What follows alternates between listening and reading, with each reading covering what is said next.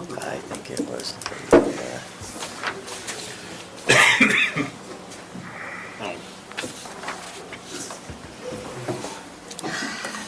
Well, she had to go back, turn everything on, did she? Do we want these in two motions, first, in two different separate motions, or, So, yeah, so we want the list A and then we want the list B. okay. List A and list B.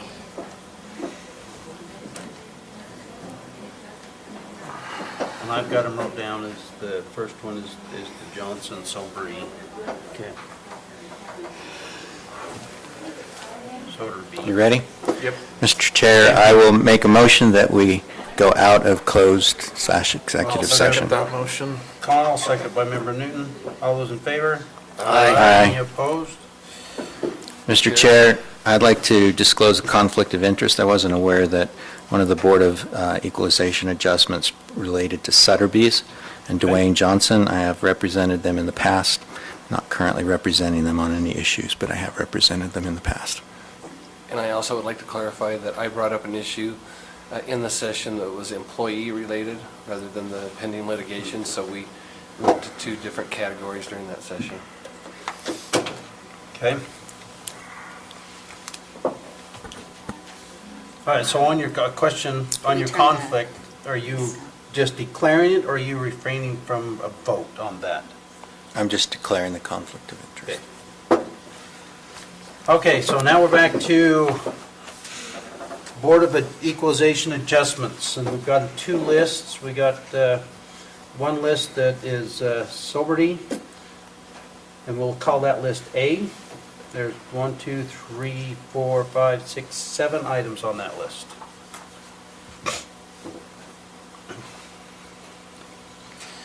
Chair, I'll make a motion that we not approve list A with the Board of Equalization. Have a motion by Member Ballantyne. Do I have a second? I'll second that. Second by Member Newton. Questions on the motion?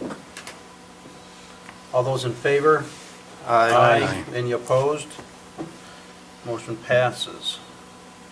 Okay, list B. It has JMS Properties, Mueller. I'm not even going to try Mustn't that touch one. it. And Wayne Johnson Storage. Mr. Chair, I move that we approve 2019 Board of Equalization Adjustments for List B. Second. By Member Newton, second by Member Ballantyne. All those in favor? Oh, sorry, questions on the motion? All those in favor? Aye. Aye. Any opposed? Perfect. USIP meeting for the 5th of December. in Chair, Denver. I make a motion that the chair represent the county at this meeting. Thanks, I appreciate that. Okay, so have a motion by I'll Member second. Kilmer, that Member Haslam represent Morgan County at the USIP on December 5th. That's a resolution, CR 1905, appointing an official representative and an alternate. Vice Chair as the alternative would be my amendment to the motion. Do you consider it a friendly amendment? Absolutely. Okay, so the resolution is what, did you say, Stacy? CR-19. Please. Please add that to the motion. -05, CR-19-05. And then, The alternate, so a friendly amendment to add the alternate be the Vice Chair, the Council Vice Chair. Okay. and who seconded that motion? I I'll will. second it.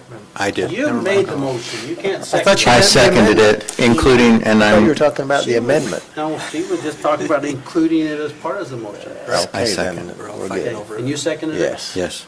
Okay, Member McConnell. Any questions on the motion? All those in favor? Aye. Aye, any opposed? Perfect. Item 3, Lance.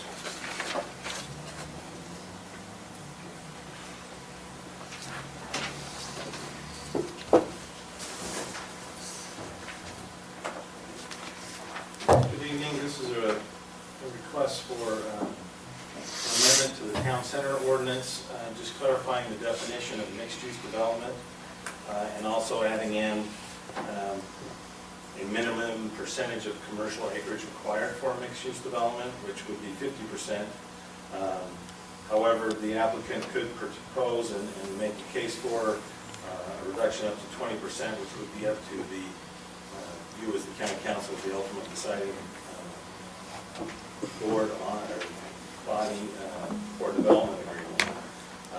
It went through the planning commission, we had a good discussion, but it was just good clarification of this ordinance. And the planning commission is recommending approval as well as staff. That's the abbreviated version. Do you have questions? Would you like to walk through that? Can you go to the ordinance language itself?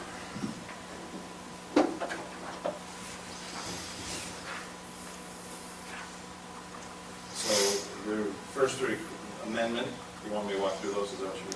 Yeah, so it's section So 85K2B is where you're making the additions, correct? correct. Well, we also added in just the definition of mixed-use development in the definition chapter. And then in 85K2B, there's one is requiring me that the development agreement shall be submitted prior to or in conjunction with the land use application. Yes, so that's the language I wanted to talk about. I think it should say the development agreement shall be submitted prior to or in conjunction with a land use application for the applicable property in the town center zoning district, so that we tie it, the development agreement that's required to be submitted to the specific property that's included in the application. 5. Down. Okay, page 6. Keep going. Right there. There it is. And then, if you look at item C, which is an addition, this language seems somewhat, I understand the concept. Mixed-use development should have at least 50% of the development area designated for commercial uses. Then it says, the commercial area may be reduced from 50% if justification be shown that 50% is not economically viable.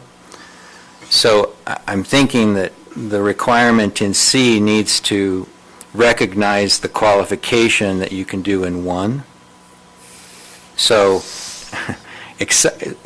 I mean, if it was just a contract, I don't know if you have any recommendations, Jan, for statutory language, but it was, except as provided in one below, it shall have at least 50%. Because if you use the word shall, it's mandatory, and then we're carving out an exception.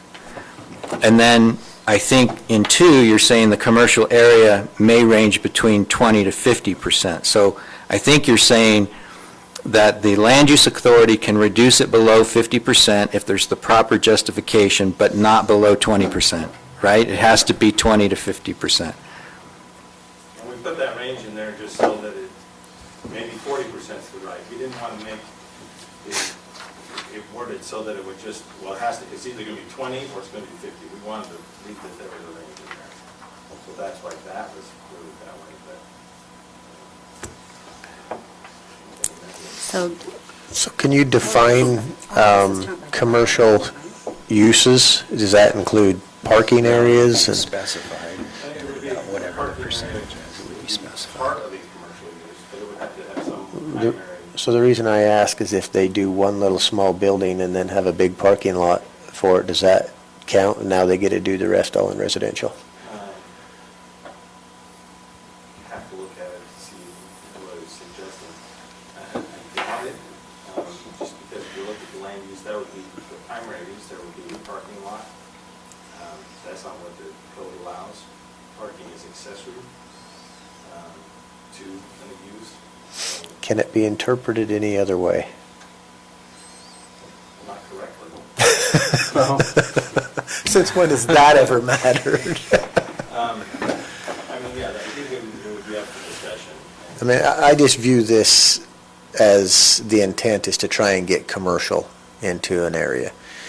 And if we leave enough loopholes that they really don't have to do much of that, then we're just getting more residential. And so that's what I want to do, is close that up. And if we're going to do a commercial area, let's make sure it's a commercial area. And I understand your idea of mixed use, but that hasn't been the direction that anybody's wanted to go up to this point, as far as developers go, because money's in houses. That's where it's at right now, so. Well, and that's part of my question is, I mean, if justification can be shown, so where's our rules to determine justification? Well, because it's really hard to define exactly what that would be. Correct. Where would we draw those lines? And ultimately, it would go to the planning commission for their judgment. So that it gives the opportunity for the case to be made. If it's a reasonable case, and the planning commission recommends to you guys, and you guys feel that, the council feels that is the direction to go, then, it does leave some judgment. It's not black and white, so, but some justification would have to be, you can't just say, well, because we don't want it. But in here, it's really based on economic reasons only. That's really easy to say, well, I can make more money off houses. Bam, done. Well, I'm just trying to clarify it, because to me, the thing that's the hardest about land use is in a zoning and a rezoning and designating this area. When do you become a taking? If you put a town center requirement over this area and then say the only thing that we allow in there is commercial use, but they can show that commercial use is non-viable or non-economical for them to put in, have we then committed a taking? And this is over my No, it's still a head. mixed-use development. We're just talking percentages here, and we're talking how you define the justification. Right. We're not saying it can't be mixed use. We're just saying the point of the town center was to try and bring commercial into the area. Right, That was but- my understanding. If we're going to do something if we're going to give them something that just lets them not do the commercial in the area, why are we bothering? Leave it the way it is. It already tells them they don't have to. Town Center was trying to do multiple things, and one of them was to bring more commercial, but also to elevate design standards, and trying to get that type of thing. So we don't allow single-family homes outright, but we do allow it as part of the mixed-use development, and that's where we get to the judgment of, well, is it justifiable or not? We put in economically justifiable because if, the property adjacent to this gets 4 high-rise office buildings and a commercial area, well then, they're gonna have a hard time doing anything if we force them to have, half of, 10 acres of commercial when they can't fill it up for 20 years. So we have to balance that, and it gets really difficult to draw those lines. And I understand where you're coming from on wanting to say, well, these would be the criteria, and maybe there's something we come back to the council with on that, but we want to get a standard in there.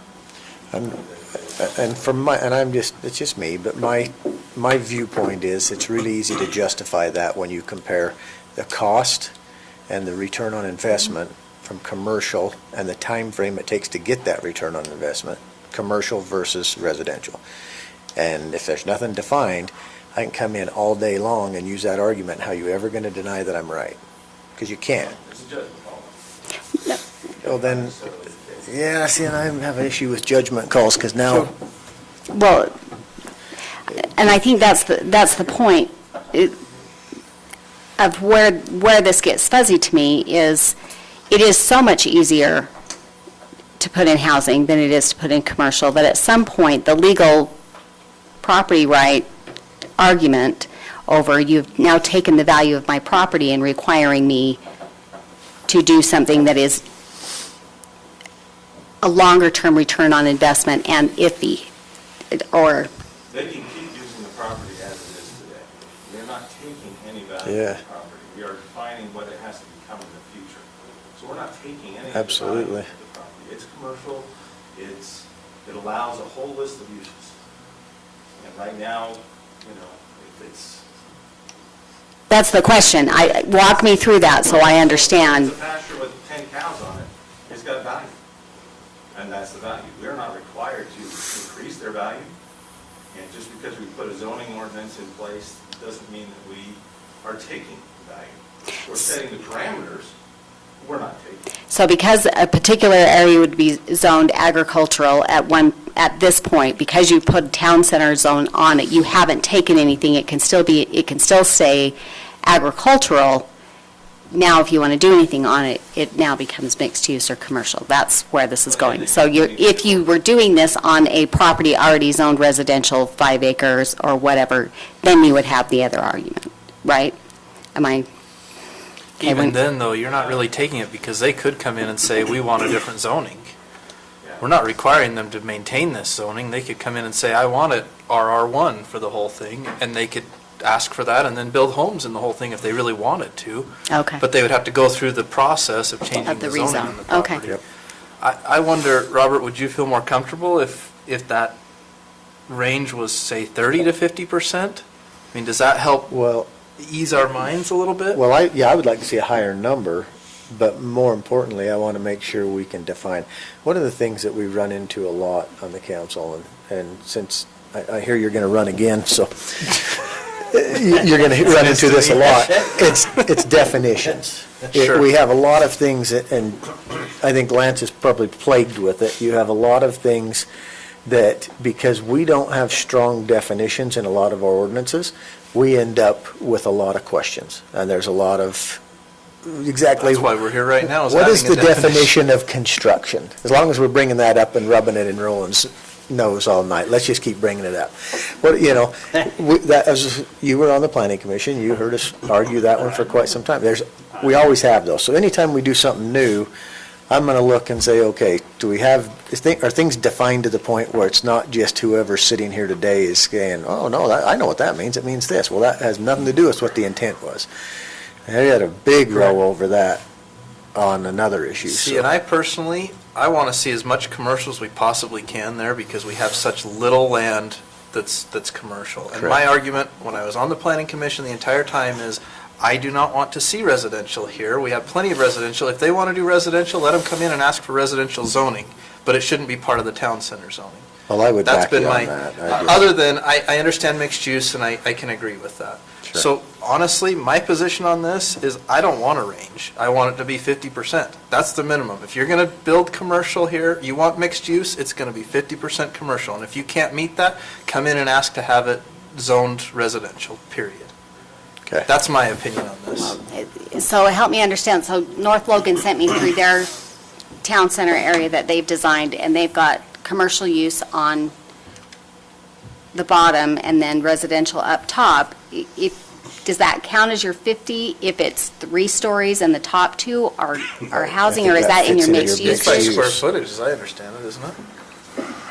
So the way it's worded now, I think it would be that it needs to be commercial, that would be a mixed use.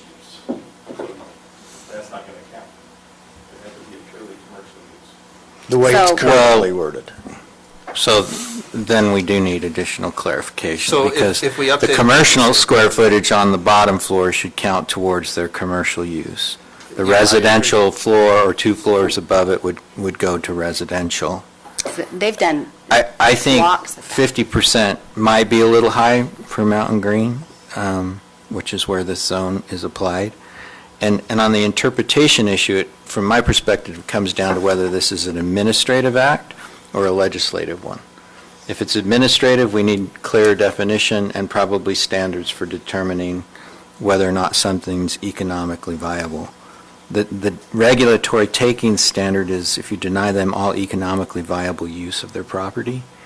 And so I don't know that this would result in denying somebody in all economically viable use of their property. It's a as-applied standard, not a constitutional, just the passage of the ordinance itself. Yeah, the state of the law says no one is ever entitled to a rezone. They're only entitled to the zoning they have. And the standard is reasonably debatable, which has never been overturned, to my knowledge, or to the property ombudsman's knowledge, in the state of Utah. So as long as you can put something on the record, and that's where sometimes you'll hear it's not the right time or place, if you put that on the record, that's usually enough to stand up in a court, but normally a court isn't going to overrule your decision. So But it is a low standard for a rezone, which is Yeah, legislative. which is legislative, but in this case, haven't we applied the zone to the property? Yeah. So now this is all Or- It's already- administrative. And so it's already zoned this way, so my question is, does this become an administrative determination? And if it's administrative, then if there's going to be a qualification to the 50%, then I think we need to set forth standards for what it would be. I don't know if it can just be a judgment call about economic viability. I agree with Robert on that. And I don't know Tim? what I would do to outline the standards for economic viability. I'd have to think on that one. Well, we just have to remove that flexibility from the ordinance. As we were trying to add some flexibility, because as we talked about in the staff report, of this area, the Mountain Green area, there's 339 acres, 224 of which are commercial. Mountain Green cannot support 200 acres of commercial. Is this, so where do we want it? Then that does become a thing, because I'm going to take away somebody else's commercial because I want it over here. It gets complex really fast, and I want to have the ability to show why we would vary from 50% commercial. But I certainly understand where you're coming from. Any more questions for staff? Okay, at that point, we've got to do a continuation of our public hearing. Chair, I'll make a motion to go into public hearing. Second. Second the motion. So motion by member Kilmer. Who was the second? I did. We Oh, he we both did, We both did. either one. We're fighting You over pick. those seconds tonight. Member McConnell? Flip for it. All those in favor? Aye. Aye, any opposed? Okay, we're now in public hearing on item number 3, proposed amendment to 8-5K and 8-2-1 Town Center, add definition of mixed use.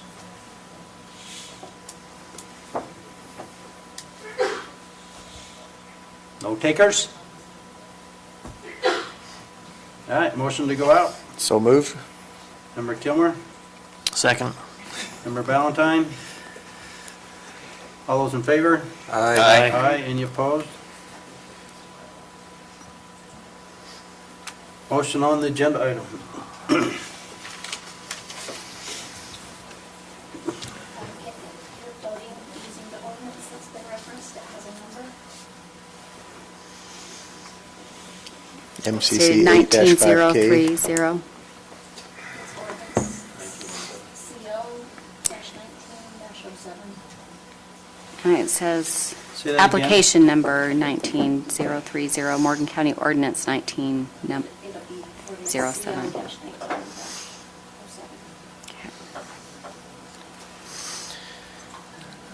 So, Okay, so hold it a second. Well, while you're thinking, I'm going to make a comment. Okay, got it. If we're going to pass it, and we are going to ask for more You want some time on it? clarification, then I think we need more Yeah. time on it. I do You said you too. had to pass it. I think we need more That's time. what I'm saying. Okay, I'm If, just, if we're going to just flat out say, no, we're not making any changes, then that's a different, somebody can make that No. motion, we can have that discussion, but I'd like to see some more time to look at this and Yeah. come up with some ideas. Chair, I would make a motion that we postpone Mhm. until, how long do you want? Let's push into at least the end of November or 1st of December. Yeah, because to our we first got meeting too in much to December. discuss. okay. I'll second that motion. Okay, when we're postponing, are we giving staff clarification on what we want them to bring back? I would like Bobby's mind to go over this and mull it very carefully.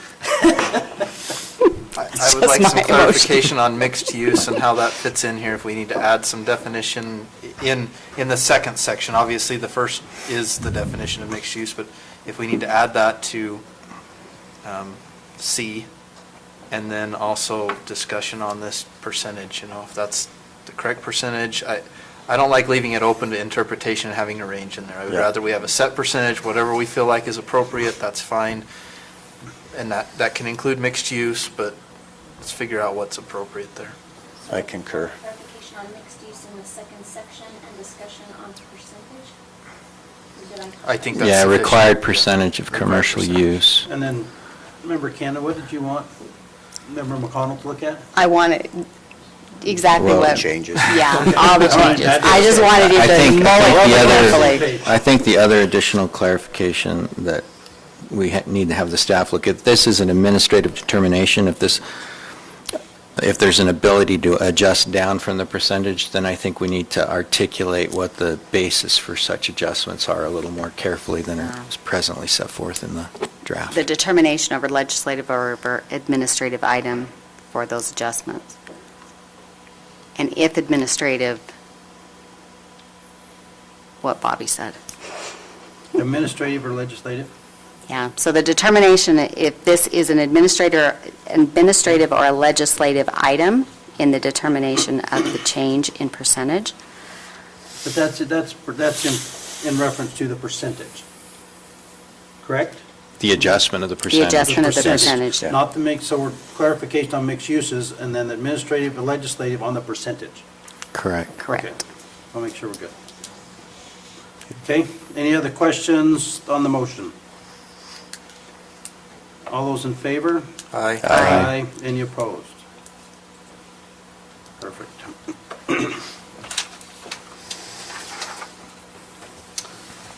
We are just really cruising along here, ain't we? Good Lance. Is that grief. what you call this? Yeah. Okay, so the next item is, the issue came up that we really don't have design standard. We established these design standards for the town center ordinance with that ordinance last year. But we did not establish any design standards for the other commercial and industrial zones. So should something come in today, we really wouldn't be able to say not be put there. So at the request of the planning commission and the public, we have drafted an ordinance and basically taken the town center ordinance, made it, changed it, removed the town center specific references, but applied those same design standards. The planning commission discussed this at length, and we discussed, should we have the multifamily design standards in there? And there are some commercial zones that allow multifamily, for retirement homes and that type of thing. So we just left all those standards in there, and so the modification is just to add those two as a design requirement for all commercial and industrial zones. Wait a minute, did you say commercial industrial? Commercial and. And And industrial. industrial. Thank you, thank you.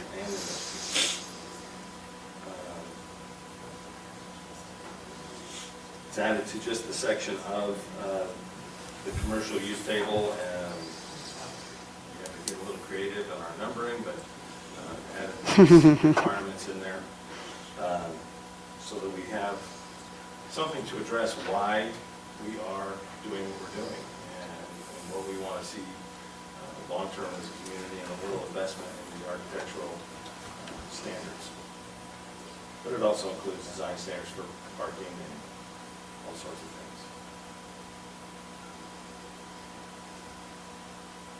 things. Okay, questions for staff? Lance, when I look through this, is there anything in there that specifies the size, where this comes into play? Is it any commercial building regardless of size? Correct. So even if I wanted to build an office building that's, 200 square feet, I would have to conform to the design standards. Correct. And regardless of the use. Well, it would be anything allowed in the commercial and industrial zones. So yes.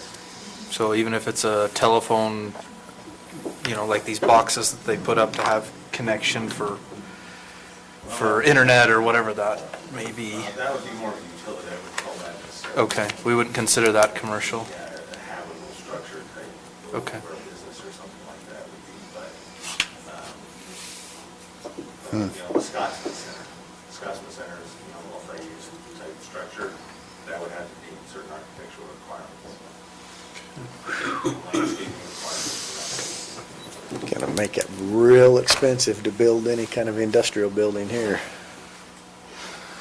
do like the big home look on the multifamily dwellings. That was a good touch. Okay, any more questions for staff? Do your industrial zones require open space? They can. And nor do, no, they don't, and I don't think commercial does. So if no open space is required, then the open space plan wouldn't be required either?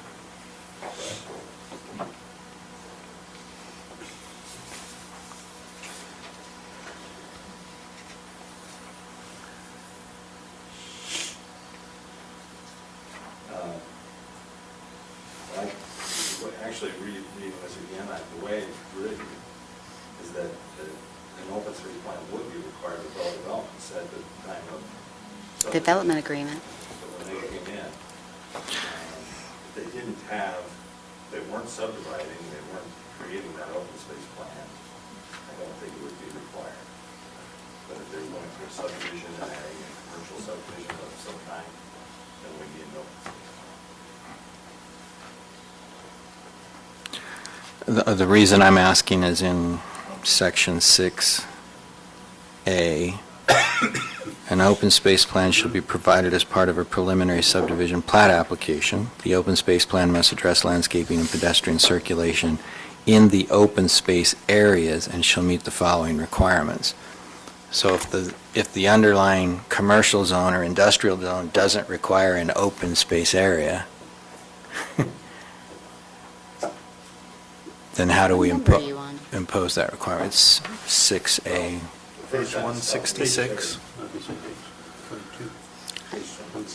Page 22? The first sentence tells me A lot that of- it is required to establish your open space plan. When you're coming in and doing a commercial subdivision or industrial. And I haven't looked back at those zones to see if they have a minimum required open space. If they do, then this makes sense. That's why I was asking the question. Is that meant by, to meet the intent of this section, the following provision shall be applied to all new, non-residential, and mixed-use developments and exterior remodels within the commercial and industrial zone. So if it's new, which none of this area has, so it would all apply, right?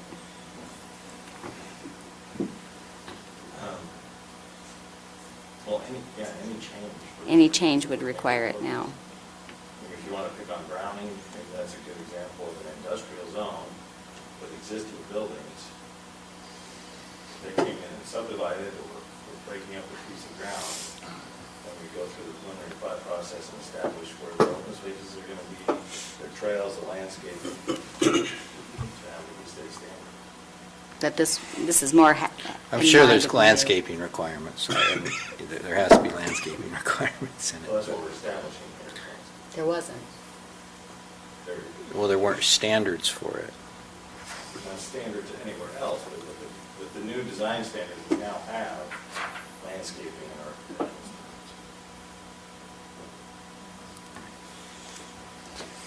standards. Do you disagree? How does this work with buildings that are renovated or additions done to them? Would they have to bring the entire facility up to that, or just the new additions? How would that work? Yeah, well, obviously only the part that they're working on, we wouldn't necessarily, I wouldn't think we would apply it to, an industrial addition or the existing building, we wouldn't make them go back and become all of the compliance. But anything new that they're constructing would have to. Even if it is an addition to an existing building?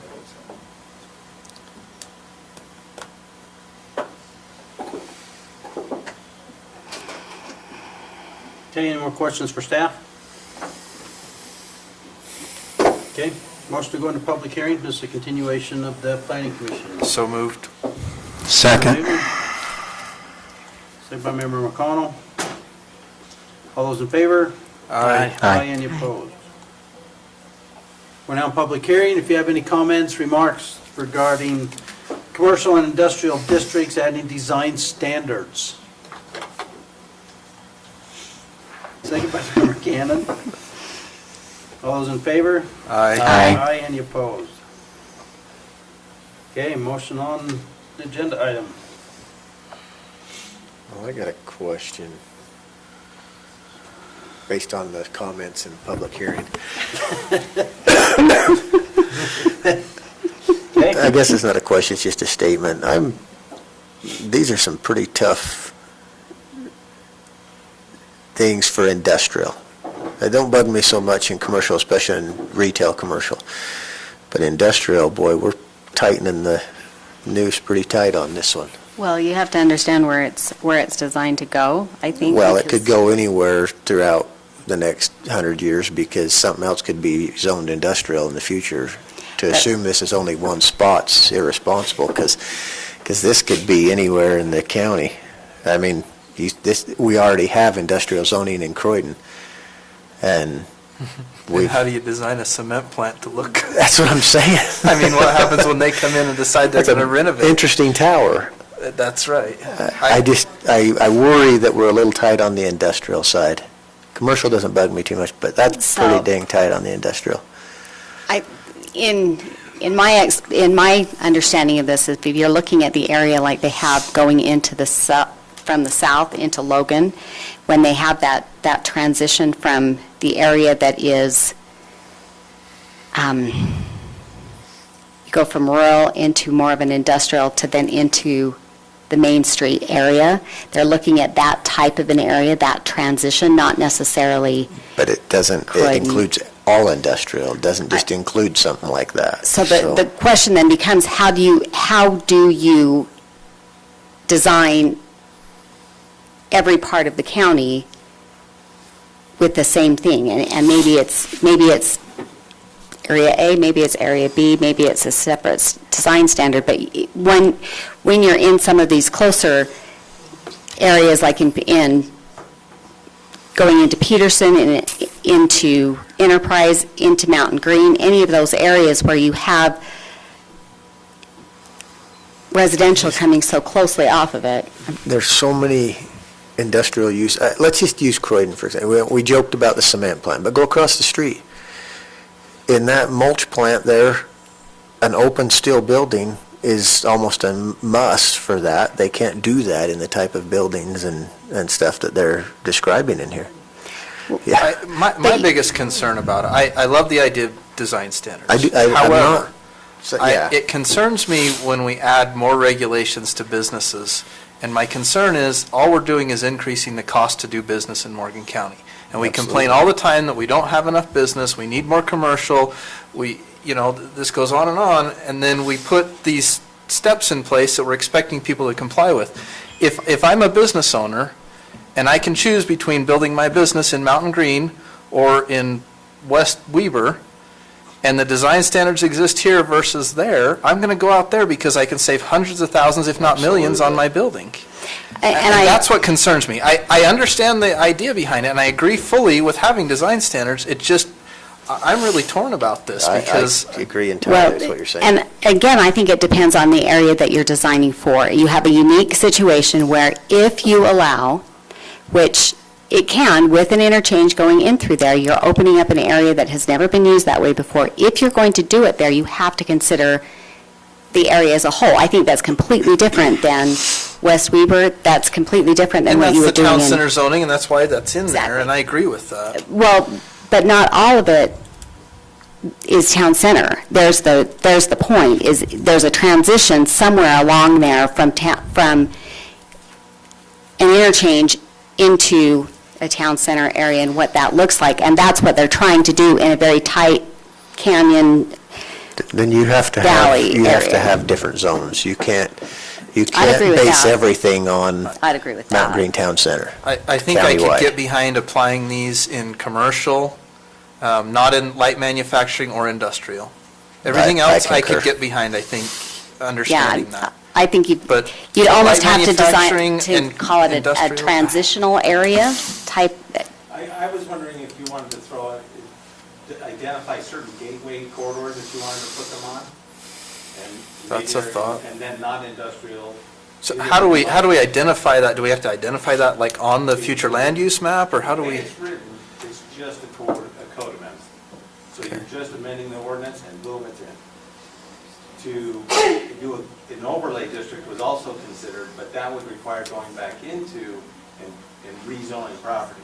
So the county would initiate a rezone on somebody's property to put an overlay upon it. And this. Yeah, I don't what- like that the either. discussion, yeah, the discussion, this is one of the reasons why this is the way it is I have real heartburn about some of these areas being industrial at all, considering where they are. And the only way it was even palatable to me is if there was some sort of standard that kept it as a higher standard in what it would look like. If that's not what's going to be applied, then I am completely opposed to being it applied in the area we're talking about, and which is what they were trying to design it for. Well, and the other part to that, though, I think we have to recognize is that some of those areas that are industrial in our county were there long before the homes were built near them. I mean, you look around the airport in Mountain Green, that was all there, and it was all industrial in nature. Well, but that's way not, before they built homes next to it. And now we're saying, well, because we allowed people to build homes next to it, now you need Because to it make was your business look economically nice, so it's not an viable to eyesore build to homes. the No, people who live next to it. but you know? that's not where they're applying this at. This is in the areas that would now, because we will be put applying that. residential in front of that, and it's made it very difficult for a business who's looking at bringing in truck traffic in multiple visits per day, they don't want to go through a residential area. So where can you put that now?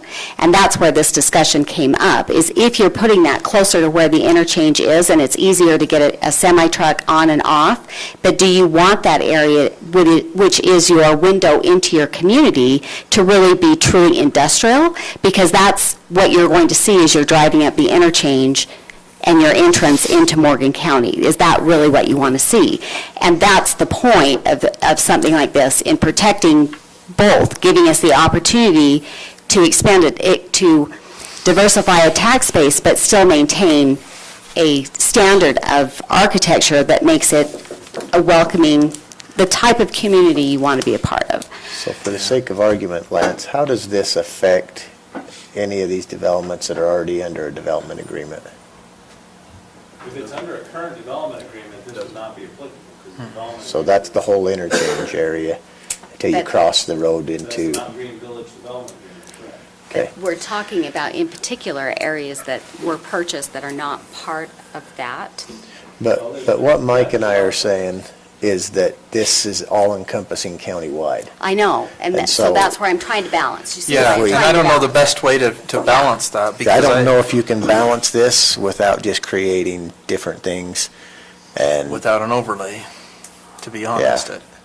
There's And no way that's- you and could that's- apply this to a cement plant. No, Try and- as you might, you couldn't, you know, and No. to say, even to say, well, on a new business, this applies, but on existing, if you're going to renovate it, yeah, because then You know? it says if you renovate, then you have to bring it up to these standards and.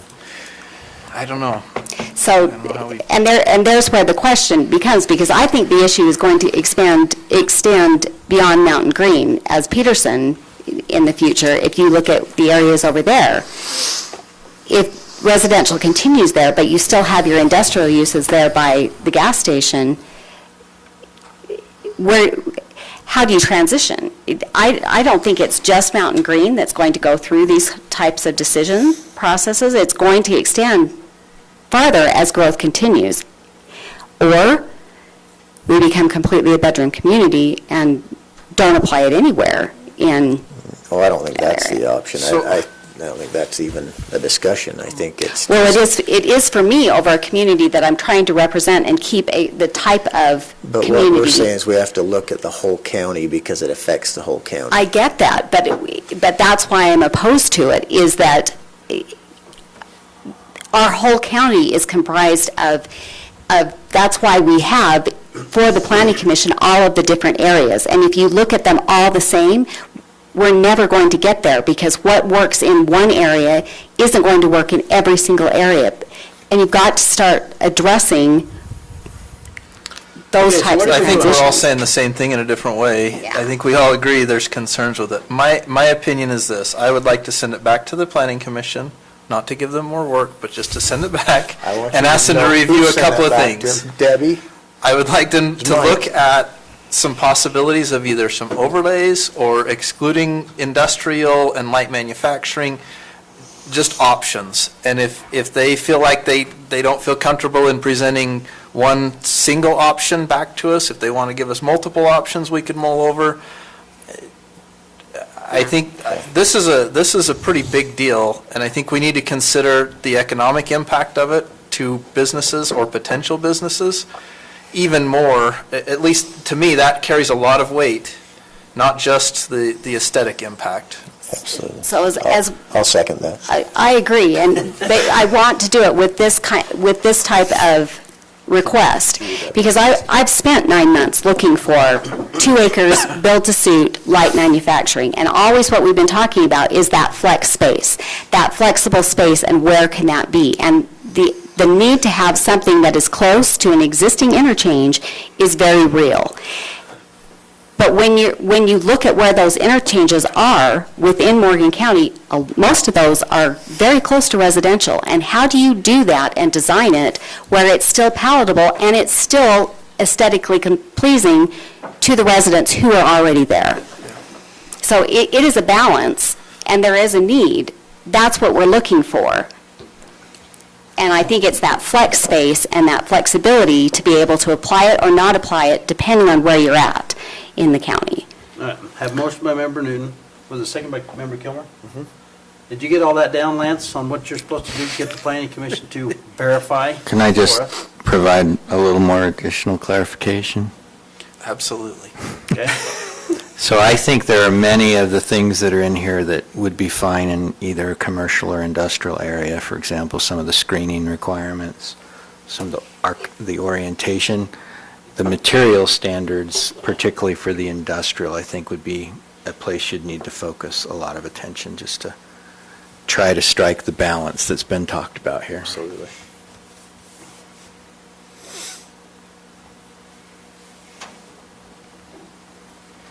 okay. No more questions? What? Member Kilmer? All those in favor of the motion? Aye. Aye, any opposed? We are just cruising along. Number 5, Lance, you're back up again.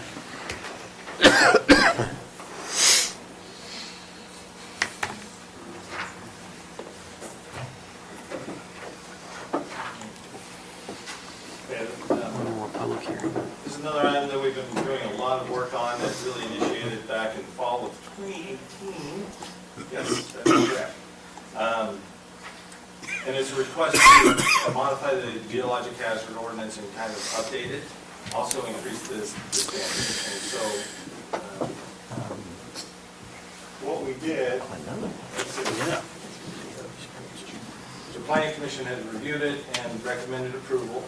They made a couple modifications, requests, which I added to the draft that you have in front of you. We did take quite a process, because we got together with a team of 3 geologists, 2, a geotechnical engineer and an engineer, well, the county engineer, the county geologist, a private consultant, geotechnical engineer, and then the 2 state engineers as well, from the Utah Geologic Survey. And it was a really good team. They did a lot of work and read through and updated this ordinance to address, really talked a lot about all the geologic hazards and the standards that need to be met and the references. It was a significant rewrite. That's why you don't have a red line copy, because it's almost all red. But the material and what it's talking about really did not change much. It establishes criteria for when a geologic hazard study is required, and what needs to be done in that study, who's qualified to do that study, all those criteria that were in the previous ordinance, which was a very high standard, we then updated. I don't even know where to begin to start walking through it. So Lance, can I just ask, on that process, we updated it because there were new areas based on new movement, new problems that has shown up in the area. Those could be multiple of different things that would do that. How do we incorporate going forward? Is there a mechanism to bring an area where a new problem develops into a geologic hazards study area? Or do we have to go back through adding it in a map? How do we recognize when something new pops up going forward? So it is principally based on the soil types, would be the first step. Oh, let me stop and say, Elliot moved on. This is Elliot Litz, the county geologist, and he's going to be talking to you a lot more than I am shortly.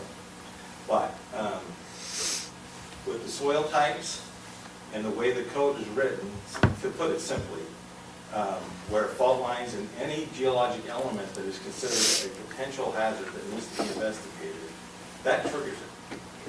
And so in some cases, that's completely valid and it's really clear. There are some properties where just a piece of their property falls into that soil. They've got to do it on the whole property.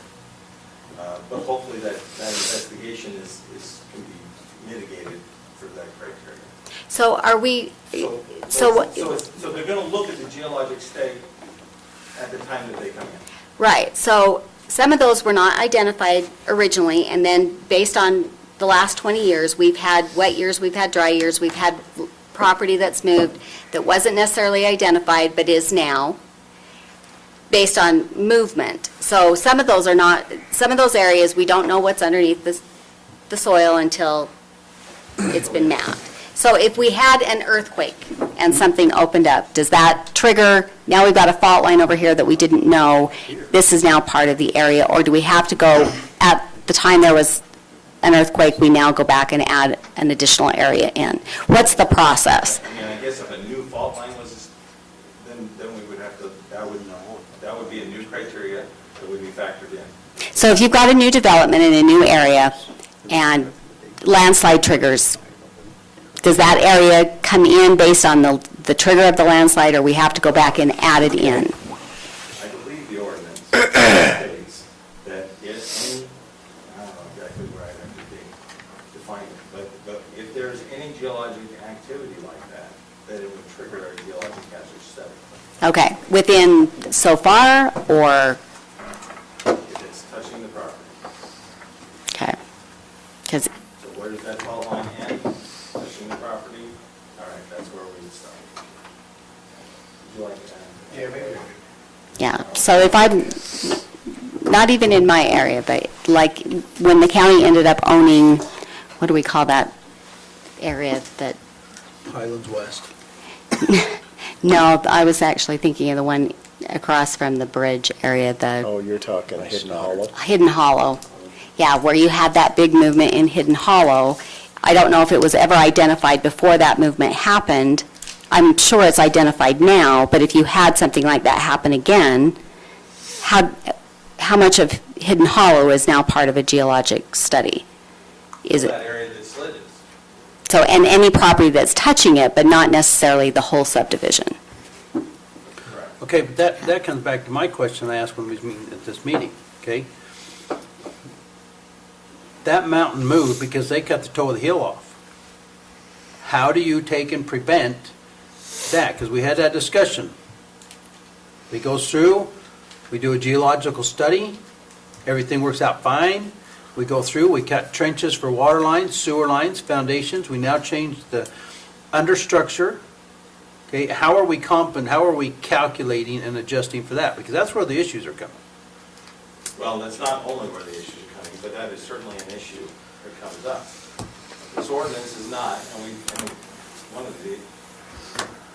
when talking about liability and protection, Okay? we are casting a very wide net that should catch all those types of elements. The engineering designs should factor into that in a way that, and should be designed. We cannot stop all potential hazards. We're doing the best we can to get at it. I don't think, we have geologic studies that, one comes to mind that where they said you can't water. Well, if I can't water my lawn and my landscaping, well, that's not a buildable location. So there are certain areas that are just going to come up, and Well, if that's the criteria, then we're not going to build there. But we can't eliminate all risk. But we're doing all we can with these standards to get at it and make sure it's addressed the best we can. But Okay. it's not an end all. We can't stop everything. Okay. Those that we do know about, we're doing the best we can with what we know, and that's really the question. And those that pop up that we didn't know about, but now we are obviously aware of, it triggers it and it brings it in. And we set a high bar with this. Okay. You know, like when we're talking about the design standards, and they might be excessive, but they're a standard. They're not over the top, and we don't get into a lot. With the geologic hazard and public safety, we have taken that step of setting a high bar. Okay, so if I use Roland's example of Highlands West, and we know what the problems were there, and we're very aware of where it is, now we have a proposal to do something additional there. At what level does that go to? If you're going to approve a project in an area that we know is a known geologic hazards area, what level of approval is that? Is that administrative? Is that planning commission? Is that county council? Is that, where is that? Or does it depend on the type of project? It depends on the type of project. Building permit would be administrative, but we would have the professional engineer and geologist look at it to make sure that, well, to back up. Depending on if they're coming for a new home or a subdivision, any type of development, and it triggers this ordinance. So, all right, that is a fault area, that's this soil type, then we have to have a geologic study on it, a geologic investigation. That investigation requires the owner to go out, hire a consultant, a geotechnical engineer, and a geologist to put together a scope of work. We have a scoping meeting where we look at with our geologist and engineer, and we say, is this the right scope of work on that property? If it is, then we say, all right, go to work. Find out, tell us what you find out. You're doing the right type of investigation we need done, and we're addressing those things. And then they come back and they write with their licensed state their recommendations. And we trust those professionals to do their job. They're licensed by the state, they're all professional engineers or geologists. And so we have that level of protection on whatever those are. And if it's a building permit, the staff looks at it and says, yeah, okay, that works, it's good. If it's a preliminary plat, then it would be the planning commission and county council that would look at that. So it depends on the application type beyond that. Okay. Anything that's in those geologic hazard areas would be subject to the investigation to make sure that there's not going to be an issue. And if there is something that's there, it needs to be addressed. So I know in one particular case where you've pushed that up to the next level, you have the option of pushing it up to the next level at any point along that process in the investigation, correct? If it's a staff level, yes. If it's, and then I would kick it up to the planning commission can do that and send it up to you for council.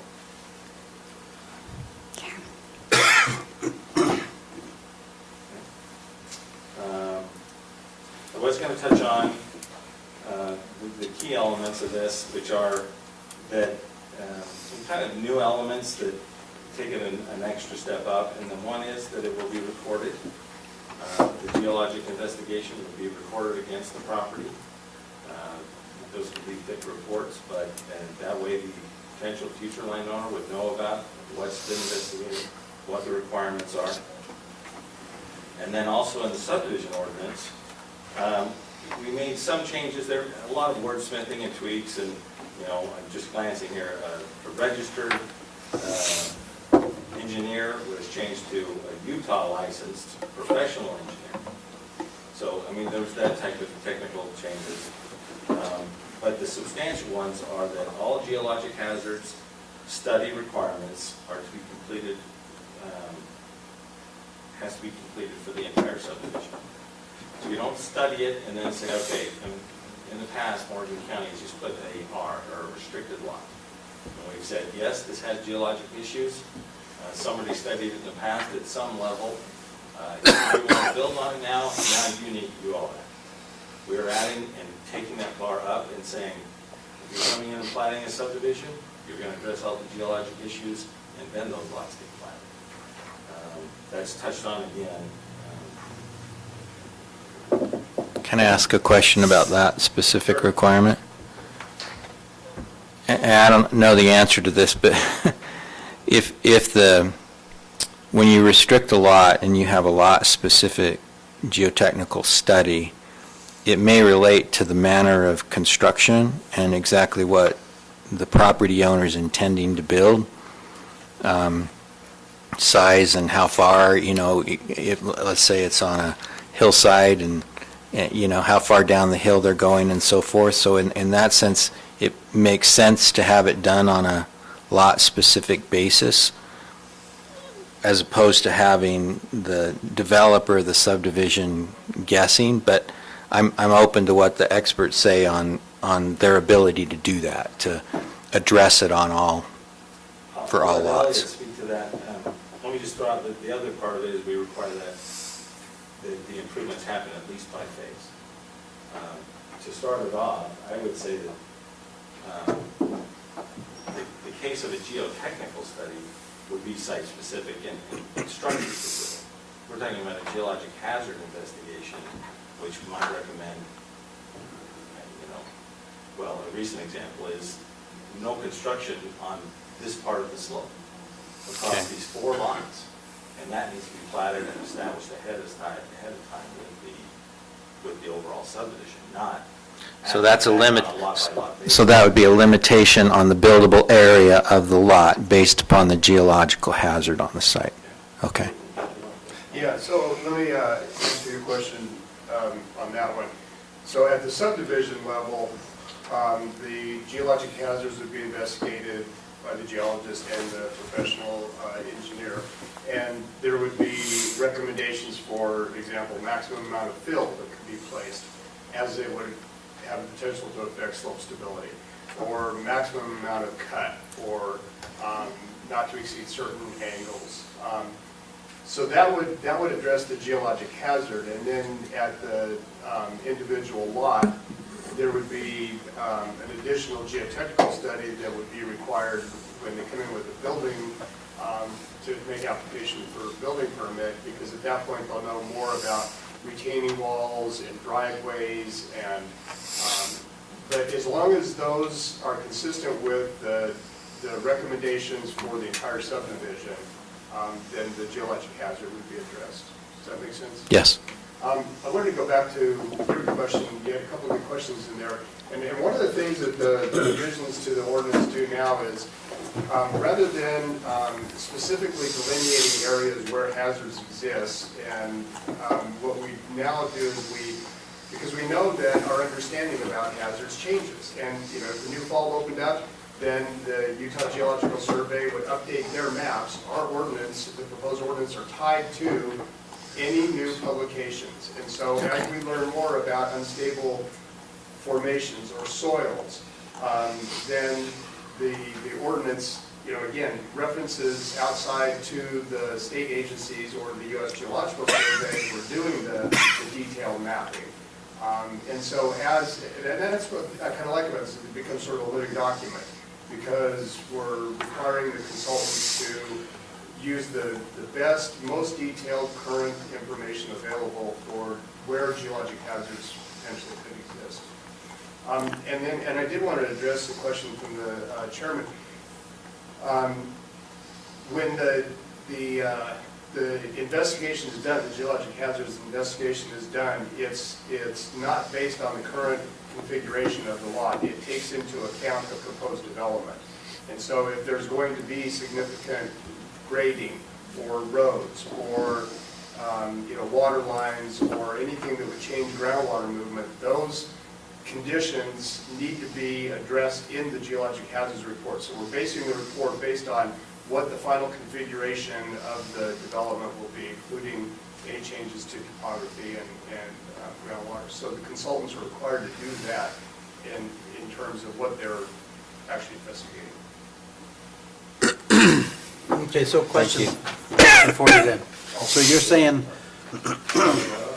with that statement that you're required to put that in your report, You're telling me that once you get done with your report, you can tell me where every house is gonna move and every piece of dirt is gonna slide? No. You know, there's no such thing as absolutes.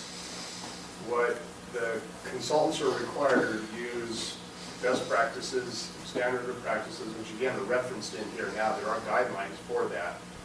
And those take into account considerations for the development but, you know, and I know you brought this up before. If there is some spring or some, you know, groundwater area that wasn't recognized, you know, that could affect the stability of the lot down the road. So, I mean, I think what Lance said is true. We're trying to cast a wide net and catch as much as we can. You know, there's no such thing as 100% catching everything. Okay. I guess I'll just be honest. But we're just casting that net with respect to known geological hazards at the time. Yeah.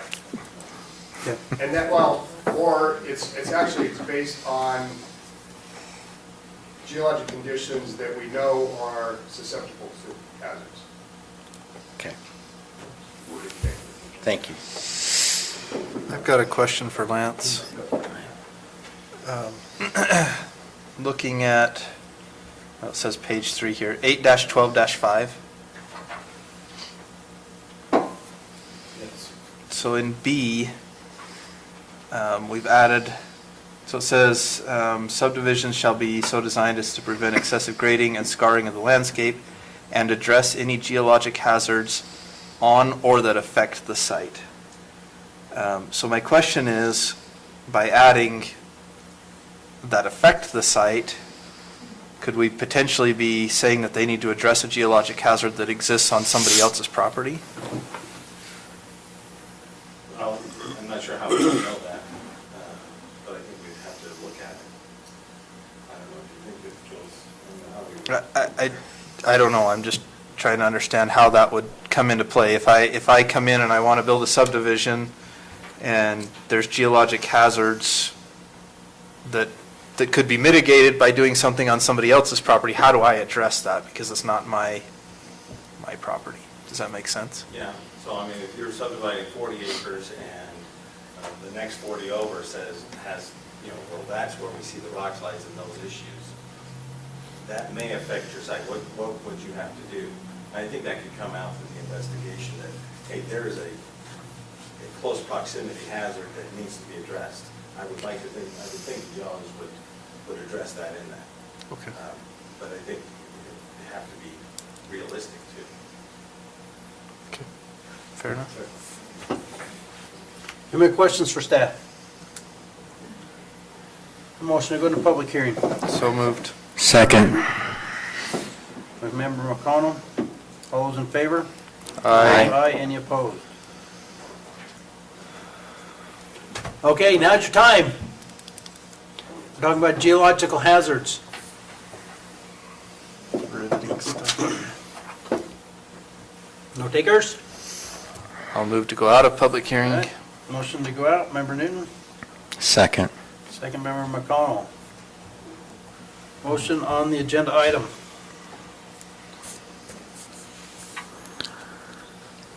I'm getting there, hang on, trying to find it. Right here if you want to make it. Chair, I would move to approve the revisions of Morgan County Code Title 8-5I and 8-12, amending the geologic hazards and subdivision ordinance standards and regulations for development in potential geologic hazards areas of Morgan County. Application number 18-033, Morgan County Ordinance number 19-09, and based on the findings in the October 15th, 2019 staff report. Yeah, motion by Member Canada, do I have a second? I'll second it. Member Newton? Questions on the motion? All those in favor? Aye. Aye, any opposed? Number 6, Lance. I'd just like to thank the staff and the Yeah, planning this was a commission for lot that of work. work. And there's a lot of individuals there, including Elliot, that worked on this for a long period of time. We appreciate your work and service.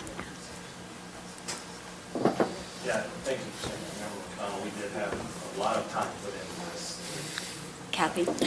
And I know you've spent considerable time on the other ordinances as well, so. This one turned out. They're all good, there's just a lot to. Well, the flag lot ordinance discussion is a continuation, obviously. Per Councilmember McConnell's request initially, he asked for the planning commission to come, and staff, to come back with an ordinance.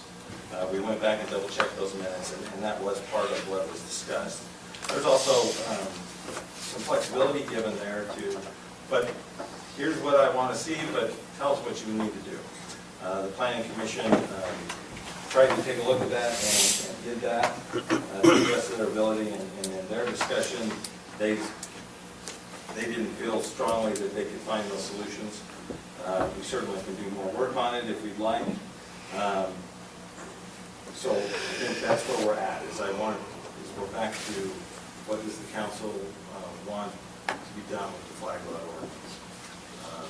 For the planning commission to remand it to them and say, hey, no, come up with an ordinance that is the best you can come up with, and then we can, and then you guys can make a final decision on, how would you like us to proceed?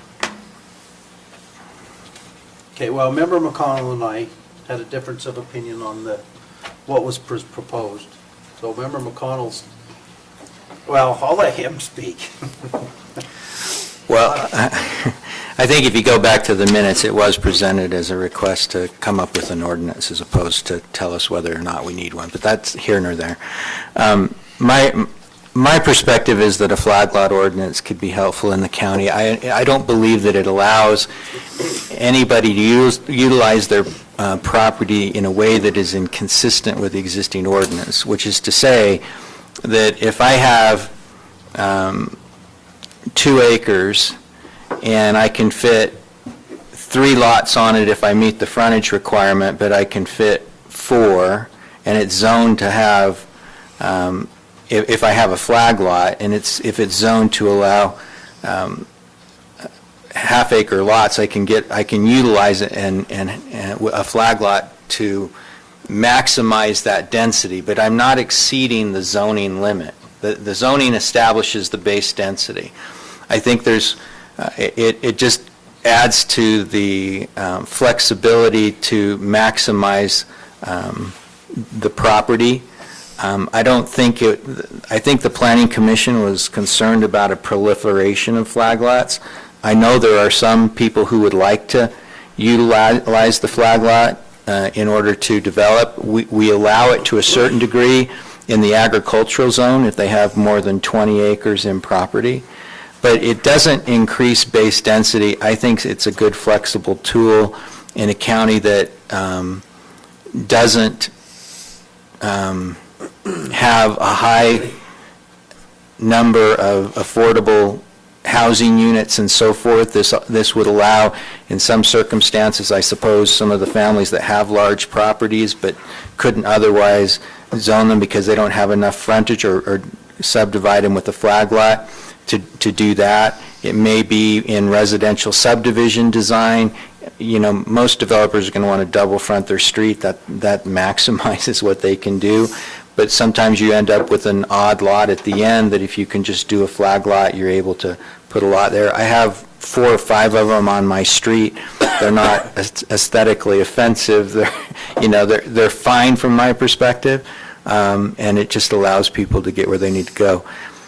It was interesting because not long after the Planning Commission said that they didn't need one, they looked at a proposal for subdivision that essentially was a flag lot. And what I found interesting in the discussion was that no one ever said, well, this is a flag lot, we don't allow it. And they kept trying to figure out a way to make it work because it didn't appear to them to be an unreasonable approach. At least that's the impression I got from the discussion I heard from them. And so what you end up doing is requiring somebody to put in a lane that meets road standards as opposed to a simple driveway that would accomplish the same purpose. And so from my perspective, I would like to ask the Planning Commission to reconsider working with the staff and present an actual flag ordinance for our consideration. Okay, any other comment? I think they're reasonably close, frankly, with the ones that are in the packet. So just comment or question, however you want to view it. You talked about the base density and how, for example, if it's zoned for half-acre lots or R1 or whatever it may be. But in the discussions that I've been in throughout the years, especially, in the area plans and that discussion, and then on to the council, it wasn't just the zoning that set the base density, it was also the requirements of the zoning. For example, the 200 feet of frontage. They used that 200 feet of frontage as a base for the RR1, for example, to say, okay, we can limit density by saying 200 feet of frontage, RR1, 300 feet back from the road, all those kind of things. So they used more than just the fact that it was RR1 to come up with their density. They actually used that frontage. If we remove that frontage requirement, then we are increasing what their anticipated base density was. When you say there, do you I'm mean- talking people that have got us to this point with all of our ordinances. Yeah, no, and there's obviously different ways to limit density, and frontage requirements is one of them. All I'm saying is that a flag lot allows you to more fully utilize the land as zoned, and so that if you decide as a matter of public policy that the base density in this area is quarter-acre lots, any flag lot ordinance that I would look to approve would require that the flag lot, exclusive of the stem or the pole of the flag, would be consistent with the base density requirement and the minimum lot size of the zone. But it would clearly get them past the frontage requirement. Yeah. So, acknowledging the risk of even bringing this up, because it has been a sore spot over time. Yeah. What do you do if we do this with the flag lot? Where it has been an issue in the past is because we have tunnel zoning along the road that is RR1, and then back behind that is RR5. If you have a lot that is straddling, so you have an acre in front, 4 acres behind, and are you in a 5 acre, or are you in the RR1 along the road? There's So, where the problem. In your flag lot ordinance, you specify that if you have a lot that is split by the zone, RR1 and RR5, that the minimum lot size for the flag lot, exclusive of the staff, is 5 acres. Okay. That's how you deal with that. But you are clearly going to have an additional home behind the other one. I mean, if you do a flag lot ordinance. So that's how you address that issue if that's a concern. Yeah, there's where it's been an issue and it's been a problem, is the tunnel zoning, and where is the tunnel zone, where's the line of the tunnel zone? And there, I hate to even go back there. It's just not been a pleasant experience for me. Comments over here? I'll do it if you insist. but- My comment is this, and I've said this when I was on the planning commission, I feel like if the council gives the planning commission direction to come up with an ordinance, as I feel that's what we agreed to the first time, them coming back saying, we don't feel like the ordinance, it's appropriate to have this ordinance, to me is unacceptable. I'd like to see a draft ordinance. Now, whether we agree, once that ordinance comes before us, that we want to, do that or not is a whole different thing. So as a matter of principle, I would like to see them go through with doing that. And, personally, I'm not sure about a flag lot right now. If the ordinance were written correctly, I could get on board, but right now, I'm in the air because I don't know what would be included in that. Yeah, I think we're okay. stabbing at, well, what if this, what if that? Well, we don't know yet because we haven't looked at an ordinance and it hasn't been addressed appropriately, so. Okay, we're going to have to disagree, because I went back and listened to the conversation, and I disagree that we give them an actual order, marching orders, to give us a flag lot ordinance. I thought it was. That was a polite. recommendation, hey, look at this, see if it's feasible. I think they did exactly what we told them to, that's my opinion. I'm not in favor of flag lots. I'll just And That's okay. either way that you want to approach, that's fine. I'll just say the April 11th, 2019 minutes of the meeting where Lance first presented it, says, Evans stated the county council has directed staff to come up with a flag lot ordinance. That's how the discussion was started. Now, In the planning commission. in the planning commission, and so, again, I'm not faulting them for that, because at the end of the day, this was discussed over a period of months, and for them to remember in the evening that they said, we don't think it's needed, that's how it was started, you know, I don't have a memory that is that good either, so, but Okay. Well, whatever you, like I said, whatever the preference I is. personally am not in favor of flag lots, but. What do we want to do? This is a discussion decision. If the answer on flag lot ordinance is a hard no, we just don't ever want to do them, then I don't want to task the planning commission or the staff to look at it any further. That's a waste of time. And I'm looking at it, I mean, of your deal, I'm looking at it, is they give us their answer, they come back and say, hey, you know what, we don't think a flag lot is appropriate right at the moment. That's the planning commission's answer, but I think you're talking. I'm talking about the ours. council's. Our Yeah. opinion. He doesn't want to waste the time if it's going to come back to us when we all say no, right? Well, I mean, that's what I'm saying, so this is a discussion decision, Right. so a motion one way or the other on what we want to do, what we want to do. We have flag lots already, Yeah. in the county. We do. So A we lot. we should maybe direct and get an ordinance that further defines. Well, define flag lots in the county. I mean, his is in a PRUD, which at the time, the PRUD allowed you to make up kind of your own rules Yeah, on you what you built did. your building envelopes, and it was approved as a plan rather than individual flag lots versus Yeah, I non-flag mean, lots. But that's they a exist whole different animal. As far as saying flag lots, we everywhere. got flag lots in the county. We don't have flag lots in the county. Yeah, we do. There's some in Well, Enterprise. and you there's allow some- them in the agricultural zone. Yeah, we Yeah. did that agriculture zone with the 820. I personally, I don't like flag lots, however, I could see their use in certain areas. So provided that the ordinance gives a good use and specifies certain areas and doesn't just allow anybody to do it, because otherwise I think we would have just a proliferation of flag lots everywhere. Everybody with 3 acres is going to be coming in saying, I want my flag lot. Correct. As long as it's defined and we can keep it narrowed down to specific places, I could get behind that. So that's Yeah, my I- straw poll answer to Bobby's question. And I would Okay, agree. will someone make a motion? I'll make a motion to Alright. direct the planning staff and the planning commission to come up with a flag lot ordinance for consideration by the county council. Can I, Motion by member McConnell. Have a second. I will second it Okay?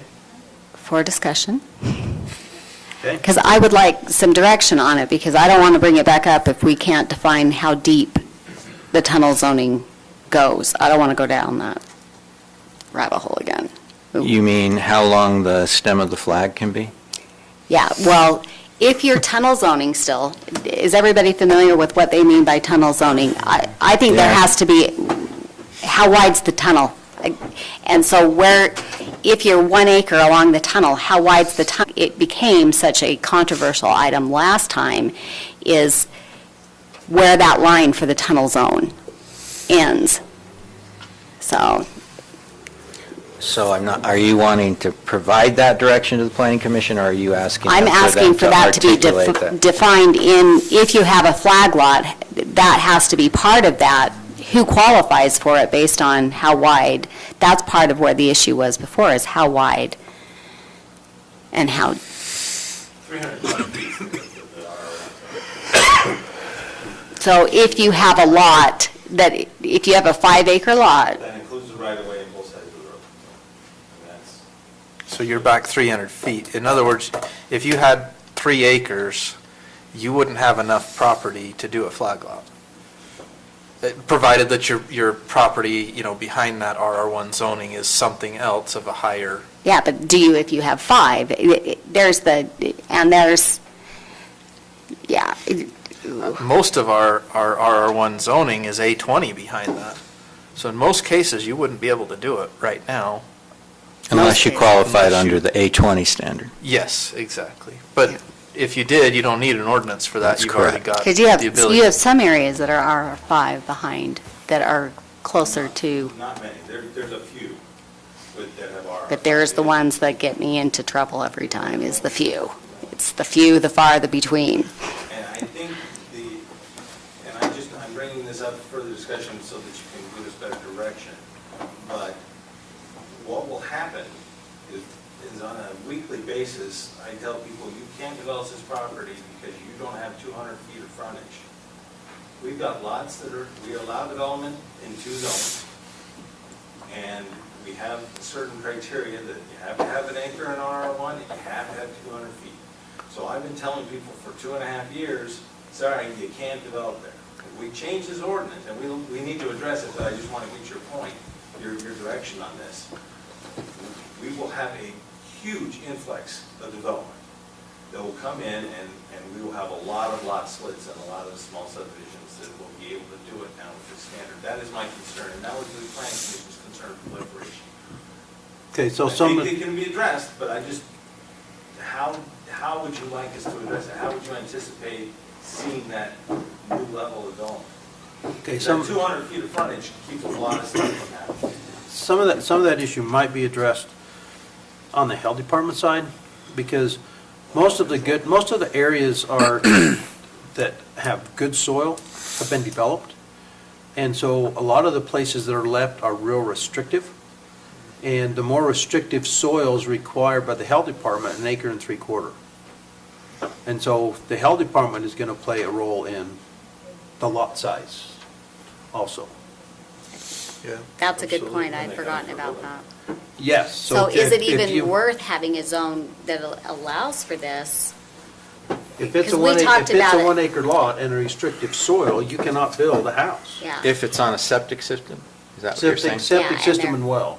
Yeah. Because we had a discussion at one point over why do we even Agreed. allow for a zone where you can't?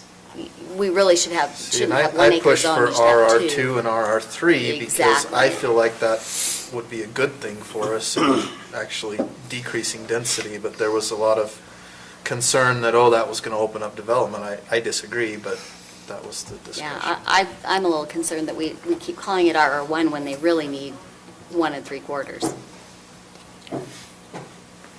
Well, I mean, one of the limitations can be that it's, the lots are serviced by a public sewer service system as opposed to septic system. I mean, you can limit it to specific zones. You can limit it to zones that only, allow half acres. So there's a lot of ways to potentially address that issue. So, Okay, My any more second. questions on the motion? The motion is to direct staff to come up with a proposal for a flag lot ordinance. Staff and Planning Commission Staff and Planning Commission, okay, sorry. to make a recommendation. Okay, no other questions, all those in favor? Aye. Any opposed? Nay. I What don't did think you it do, Mike? carried. Nay. I'm a nay. Nay. It's this proliferation of development that scares me. Valentine, yeah, he was a no. I think everybody, Dang it. fortitude.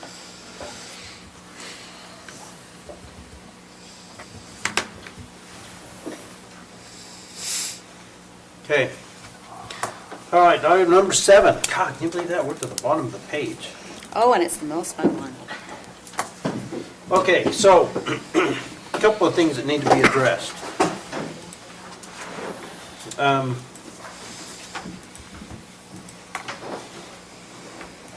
On this deal, we have Morgan County intent to increase property taxes. We got $300,000 funding for roads, $564,000, $700,000 for fire and ambulance. Now, this is where I'm having an issue. And Stacy and I talked about it, we obviously didn't agree. When I left the other night, we were 796, 243. Those Is this different than two what we had numbers the is other night? 864,000.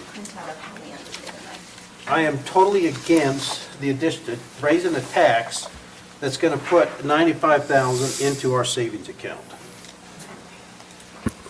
Okay, so Stacy and I had a long conversation about this, as did Josh and I, and I don't think that that's where the intention was, as much as if we had balanced it even, we were done, and I was pretty sure that none of us had, that we were still in negotiation, but it was 11:30 and we all wanted to go home.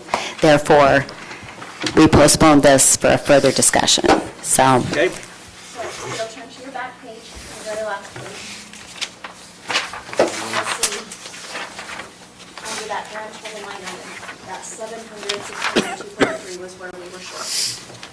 So where we landed was we were going to pull the 300 for roads, the 564,700 for the ambulance and the fire. Do we all agree on that? Yep. Is that the conversation? The intention is to have them on separate line items. Okay. Yeah. great. So with that said, No, hold on, what, They're not on there, they're on that. Yeah, it's the dollar amounts that you have on here, the 300 and the 564.7, which is just, so I tried to communicate all of this to you via email over the past 2 days. I've made copies of everything. I have been in touch with all of you. So, 300 and 564. If the amount that you were short, and you take those out, put back in the 95,457 back into your general fund. Now, we left that night with 2 pending deadlines. One was that if you intend to change a tax amount, raise it or otherwise, you have to start that calendar that you have by 1, listing it on your agenda tonight this way. And 2, a printing deadline for Bonnie to send out parcel specific mailers. So regardless of where you land, you have 2 deadlines to meet. Your agenda tonight and information for Bonnie. Correct. Okay? So, in order for me to print your agenda, I had to have this information. And I tried to contact and keep in touch with all of you of how do you specifically want this? If you choose to say that you're only going to adjust it by the amount that you are short in the general fund, the 769,243, we're done budgeting. This leaves you no room whatsoever to, we're done. Now, is that how we left it last night? What do you mean we're done? That doesn't make any sense to me. so we would have balanced at that point and our budget stood. And we agreed we were done for the evening, but we didn't agree we were done Yeah, with the we're not budget. done. And I know Roland was not Correct. okay with this budget. I agree. Okay. So, but I think to Roland's point, his point is, if, once we decide we're done, if it was at that point or at a different point, he doesn't want to raise that additional 96,000, we want to decrease the general fund by that dollar amount, whether it's Right. 96 or 50 or whatever it ends up being. right, and Is that's that where we your- were trying to go, but Yeah. that's where they told Okay, me. and I agree with Once we balanced, we were done. And Yeah. No, I agree with that, and I'm okay with where we're at right now, because at least it gives us some leeway. We can always do less. If we go back through here and trim this down, maybe we're not at 769, maybe we're at 705, I don't know. We could decrease the general fund by that dollar amount. But with no communication back to me and me not knowing what your intent was, whether you were done or not, I didn't know what to do. No, I think what you've done is fine. I agree with what's been done, and I think we're fine, because we can always go lower. We can't go higher at this point, but we can go lower, and I think my understanding when we left that night was we'd rather be high and come back and lower it than not be. Okay, so my question to you, Stacy, Okay. my question to you is, we met in, you and I and Bonnie was in the treasurer's office, you asked me what to do, I told you put it to 769,243. Right. Why is my agenda at 564,700? Your agenda's going to have to read this way regardless. No, you asked me on the agenda what I wanted. I said 769,243. That's what I wanted it to read. Correct. Now it reads 864,000. So you're sitting there saying you didn't have any communications. No. You asked me, and I told you I wanted it at 769,243. 769,243 is what you're going to decide what goes on those notices. I'm not disputing that. I'm disputing the fact you're saying you was in contact with us. I told you where I want it to be, and that's not where it is. So who changed It is. this number? This number has to read this way if your intent is to break out. That's not my those- question. Who changed this number on the agenda? Okay, But, so don't say you didn't, wasn't in contact, because we were. Roland, I think leaving the meeting that night, our direction to call these two line items out in these amounts was very specific. And And we that's agreed what on the that. entire group agreed to do. Oh, so when you, because I agreed with you talking about line items. Okay, and we come to the 769, and you said, I don't have a problem with the 769, but I want line items. I don't have a problem with that. What I'm having the problem with is we went from 769 to 864. And that's because what's not on the agenda isn't the specific amounts we put for the line items and that we all talked about. It's because the corresponding reduction in the general fund isn't reflected on this notice. But as we go through and complete the budgeting process, I think the consensus without a formal vote, the consensus was that we would reduce down to that 769,243 number. But I think for purposes of establishing the line items, those were the amounts that we specified that evening. Okay, because that wasn't what I was understanding. I thought we were talking about Regardless the of how difference it- of those, how it and that looks, was it's always going 769. to look like 300 and 500, which is 800. For those specific line For those items. line But items. but I think everybody acknowledges and agrees we're looking to reduce the general fund line item by that difference between Yes. 864.7 and the 769. So the direction you need to help Bonnie with tonight is, when she goes to print tomorrow, which path are you going to take?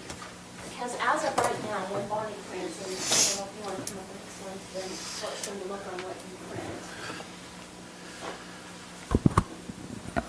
So explain the two paths, I'm sorry. Right up here. Well, if you're just talking. Two roads in a yellow wood, come on, explain the difference. We want the least traveled Two road. paths to Virginia. Thank you. So this is what it looks like right now.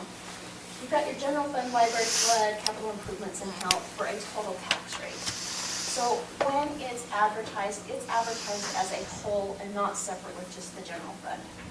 So Robert was correct, and Tina, when we were talking about, we have a maximum that we can levy on the general fund, and it is the 32, okay?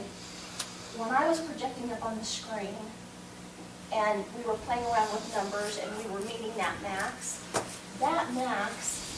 that was coming up on the screen is all of them added together. We have not reached that max, because the number that we're plugging in is all of the funds added together.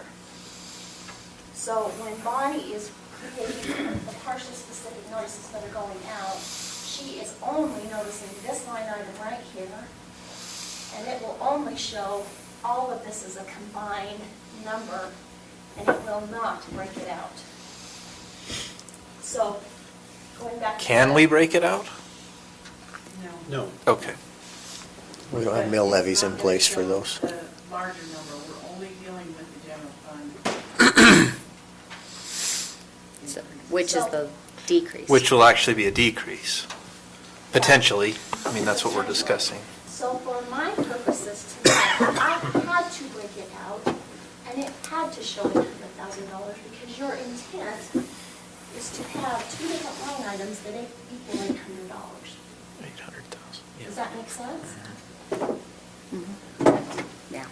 So we'll just take the road on the left then, So the road on the left, and that gets out back to your 769. it does, but then that means that you've balanced. We could still shift around within the budget if we want. We Yeah, just have to sure. agree that we're not spending any more than that, than where we're at.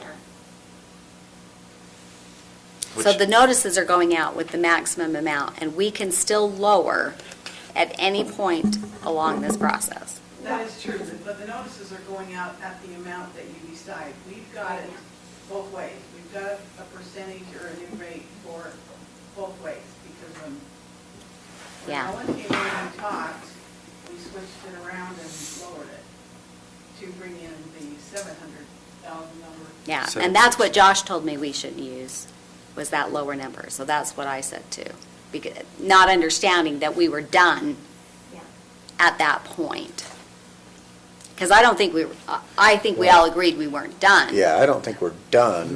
That may have given you the balance you need in order to say we no longer have to search for money, but that doesn't mean we were anywhere near being done discussing them. But We're having so much fun with this that I want it to go That on being for said, though, another saying month. we're done, I feel like I'm done increasing. I would like to decrease if I can. Yeah. Oh, I would like to cut where I We- can. and we would love But you if to we go catch through it up again, to us. I have no intention of increasing anything. Right. So if we can agree on that, then I think we can stick at the 769.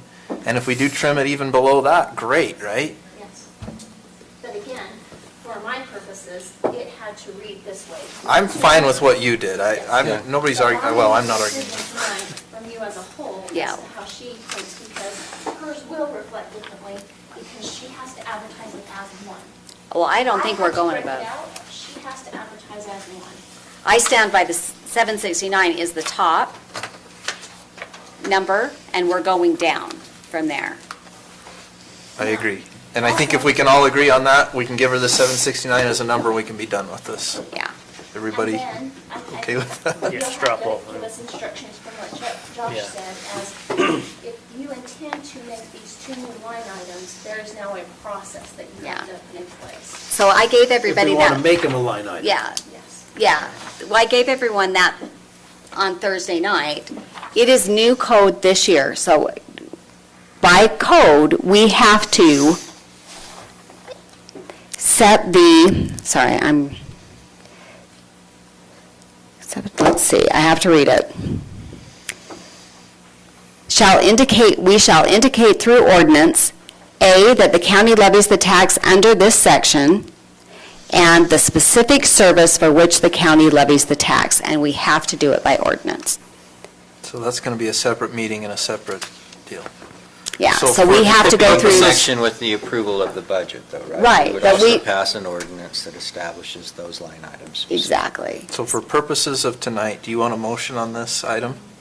We can't, Because I'm ready to make a motion if that's, It's not spelled out for a motion. we don't have it on the agenda. to- You're only. well, I know it's not spelled out for a motion, but I'd like to make a motion. Is that okay? Everybody? Yeah, Mr. Chair? I'm all right with that. Okay. Yeah, I'm good So with I would like to Just so move where we're not at. that we direct Bonnie to send out the notices with a maximum increase of the 769,243. I second. Now, if we can decrease it, great. We'll go through it again. If we can decrease it, wonderful, but I want that to be the maximum. I'll second. Member McConnell, second. Okay, have a motion by member Newton to do the 769-243 so that Stacy and Bonnie can continue with their tax notices. And Any then- questions? All those in favor? Aye. Aye. Any opposed? Nay. I'm a nay. Motion passes. You have your marching orders. 769-243. All right. And then do we need another motion to go through the ordinance process to establish those two lines? Do we want to, well, we probably ought to have that on agenda items to discuss if we want to do that. Yeah, but that's the motion, to create the agenda item for our next meeting, Okay. to create those. So it goes through the ordinance process for how we set those up. I'll second. Now, why not, huh?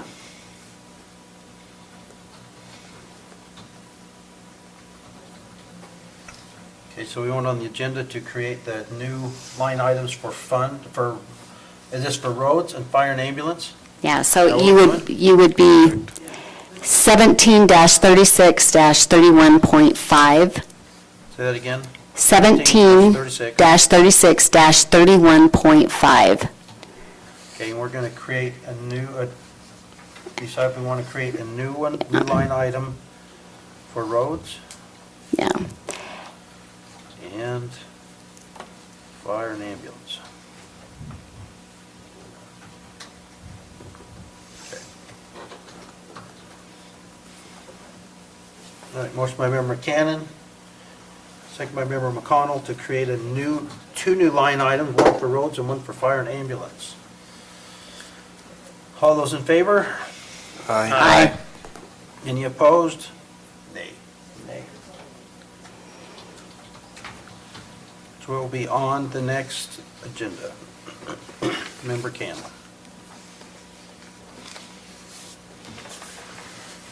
Are you going to get a sample ordinance from whoever So- you're talking to? or- It's brand new. They passed this in the last legislative session, so I don't know of anyone else who's Okay. done it. And in my conversation with Josh, he wasn't aware of anyone. I'm happy to help. Thanks. I would greatly appreciate it because I have no idea. Okay, perfect. All right, with that, motion to adjourn. To a work session. Yes, motion to adjourn and to What? reconvene our work session. What? Whoa, what? You need to, we got to decide more on that budget, because decisions have got to be made. Are we gonna talk about this What are we doing with the EMS now, or when are we position? going to get together to finish our budget? Well, if you're we've got- doing interviews and hiring this position, you ought to talk about it now and give people a heads up if you're going to change it. Yeah, we got to talk about I thought we emergency weren't management. hiring. I Huh? thought we were interviewing, but not hiring. Well, we are interviewing, but we need to let those applicants know if What that's they're no longer applying going to be for, part yeah. of the job. Okay. So I don't know whether we want to discuss that now or in the work session. I mean, either way, Well, I in feel the like it's work an session, administrative that's fine. thing. This is not a, we don't have to make a formal, No, it's just. Decision, it but can- we need to it can discuss be it. Or we can administrative, schedule whatever. a time to discuss it, right? well, No, it's got to be because they're interviewing on done. They're Friday. interviewing on Oh, Friday. It's got to be okay. done today if we can. Candidates need to know what they're applying for. That makes sense. Okay, so when do you want to do it? You want to do it now, or do you want to do it after we get done with I'm happy to do it in the work session. Ed? and- Yeah. Yeah, it can be part of the work session. If people want to stick around, that's fine. So adjourn and go to the work session and finish Ed and Becky, and then Yeah. continue this? And, yeah. Is that what the consensus is? Can we take a All right. 5-minute break in Yep. between? So motion to adjourn to a work session? So moved. Member Second. Kilmer, second by Member McConnell. All those in favor? Sworn. Aye. Aye. Any opposed? We're gonna take 5, maybe 10. We'll get food at this late 15. time of the night. Can't be too long or I'll fall Time of asleep. night. I'm going to go over. 7-Eleven. Because I think, I'm pretty sure Nepco was 10, don't they? Our 10:15. I'm excavation Did it work really for go up 5 that hours. much? Are we really anticipating 478,000 for next year? We got 527 in the last one. I checked. Wilkinson's are supposed to fix In it the last yesterday or today. So, you know, they do the fiscal year, so it's spread, and it was 529 Because for now- the because now 2019 Because that's my fiscal deal. year. I think So we're gonna get more So it depends on how sticky Yeah. Mark for gets 20 than on, what we anticipate getting. and that comes back to a definition. Well, the reason I'm asking. You can't do any more is road cuts if after the number is 15th of continuing October. to rise, Well, we I've got paid my off road the cut. bond. There's Doesn't say anything about 168,000 that's gonna stay in there that You we're do a UDOT. paying off the bond. We, it's still fund. we certainly do a I think we UDOT. can reduce this and still meet the needs and So the it- projects. I think it's real. You don't like that? Last year without Well, any trouble. Well, So, the problem I'm having I'm bringing that up. is, see, I think we're far enough behind. This is why I want to continue this discussion instead of just, 95% of the so you houses. guys wanted to get it on your 200 feet. little card for the ballot, and that's okay, So you but create now a let's flag hammer lot. this Now- sucker out. Now we just eliminate Get to real numbers. our 200-foot requirement for Well, and I told the Bonnie existing this, house. that I is there. think that because of that number going up. So and now road we're, bond so being now we're paid off, shortening I everybody's, think we can get the same everybody's number we frontage need for next year requirements. with taking less out of the Um, general fund. You know, Robert was See, and talking about. I thought we Robert were was talking paying about that off on the Jensen the bond stuff. in this year. We did, it's paid off. We did, but that's because They we have, have we enough we frontage will owe that that they can money keep the in 200 next. So when feet you consider the projects for that we the already are on the houses. hook for, that should have got the money Plus, they this had year, the room that's coming to out of make next Yeah, year. that's the matching. County But what's happening lane is they're standard, moving them so far down which the took them road, back we're into not the going to R5, need- we're not which gonna is need what the they were, which is what the 300,000 zoning match. was. We're gonna be down in the hundreds. And so, Well, then I want Blue Well, Jay some of what Circle I- and Paul some Drive of my identified. biggest issue- I Because thought we're you said so, Blue Jay this summer. no, he ran out of money. Fitzgerald over there. He I told me, swear he told me I They finished were- Blue Jay Circle today, one Buying day the earlier in the property. summer. he and ran then out of money, because he'd been telling me breaking all it the way out along, and and I've been flipping watching it it. and and both of them, they Well, ran out. that, money, and that's what I agree with Mike, that's why I voted no. I don't want to see proliferation of, I would have been fine if, but that scares me. yeah, me too. If we can find a way to do the bigger keep it narrow. Yeah, I know what you're saying, I'm problem just is- saying, there's gonna be, That's, it's looking considerably more in Class B than what I was anticipating. I was I can anticipating. think of hundreds of people that would probably try that. So that's $100,000 right there. That's a big difference than what I was. What are we going with The other this? thing is, when we were having that discussion, I wanted to make sure we were covering those, but since that discussion, and I'm looking at these dates. What kind of applications do you have for them? What kind of applications do you have so far? We're basically gonna be on the hook for some. They've got 6 applicants. I have not seen them. They've got A little bit of scheduled mobilization. all day Friday. You see the, And so I resumes or think anything? that number is going to continue to fall, unless all of a sudden something changes and we got finish these projects up. So did you tell It's a me you good had, chance that Peterson Bridge is gonna get moved way out. so, They've gotta come up with $3 million. So how come you haven't any of the photo preservation money? we went over it, I went over it with him today. I don't think he feels like he can do that. He's waiting for the council to give him that. They've already pushed it back to 21. And I've never discussed the corridor preservation with you. I have discussed the rest of It's gonna that. just cost us more and more every time they push it. I mean, this Croydon Bridge, they pushed it a year and it cost us an extra $900,000. Last year. I just don't think he The understands, engineering just keeps going Okay, up. so- which is different than not knowing, not being told. Makes you wanna be an engineer. That's 16, is the 400, that's 17 is the 474, that's 18 is the 480. I had this year's 510. See, there's $30,000 more than we have. But my concern is, we've been told we're kicking the same can down the road. I would like No, to have it up to maintain. that's what I'm saying. and Be able then- to do exactly what we talked and not do it. I want to take some time and really go through this and go through those kind of estimates and everything. And then really nail you down to what they're going to do and not. That Peterson Bridge is looking at it. So they condemned it, then they removed it because they realized they don't have enough money to put it, because they want to make it affordable. And see, I would rather, because it has to be used for roads, if we could get it ahead on the roads, and then you can waive that 300 and fund it completely once we come from BNC, once you catch up. It's the, You can. What are the rules? It's a reaction I have to Oh. the disease I have, so. Yeah, they're pretty right. good. Oh, I needed that. So Good. I don't get most of the good Oh, stuff. all right. But thank you. Yep, you're welcome. So yeah, I don't want to change the plan, but if we can do the plan and not use so much general fund money because of the other increases, that's what I'm looking at. yeah. I figured, Absolutely don't want to change. I figured between the impact fee and the registration fee, he's got almost 100 in other money. So, And, you know, if we use that to make up that difference on one-time projects, that gives us ongoing money to build on the balance with.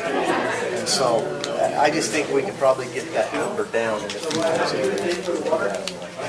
I don't disagree. I just was, Allowed to do things like that. And I'd I'm- rather get ahead I'm for fine once. at all. We've never been I've ahead. got new concerns about itemizing. He's an audience Because member. we Audience member. that are here now have a plan with that, but we're not gonna be here later. Depending on who's gonna be here later, itemizing can get out of control. Well, but that's where the itemizing, to me, then they have to follow our plan. Well, they have to follow the plan. What happens when we're He's going this weekend, they're running the list. Well, Yeah, that's where we would live. That's where the new people. that's what Well, but if you can't, exactly you call it can't use it derivative for debt. anything but that. What I don't wanna see is growing a department, like making roads all of a sudden.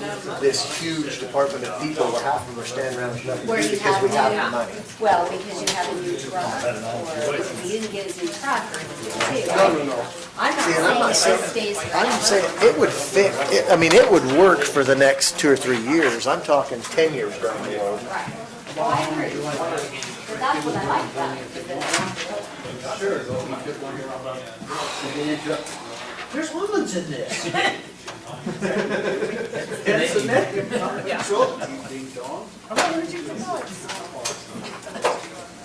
Don't worry about, not your smartest. Don't worry about starting without control.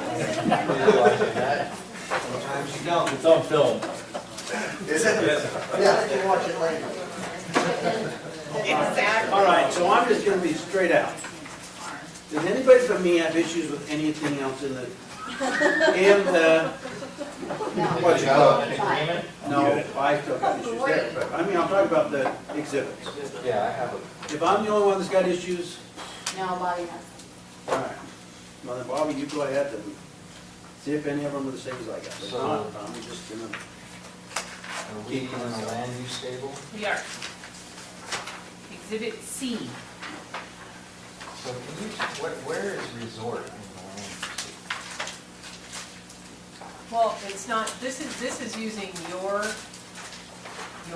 land uses per your code. Right, so is resort not in? Correct. I was just asking on the Yeah. basis of the discussion we had earlier to run my. So, just to explain though, and maybe this feeds into that, so at the end of the use table, there's a category called other permitted uses.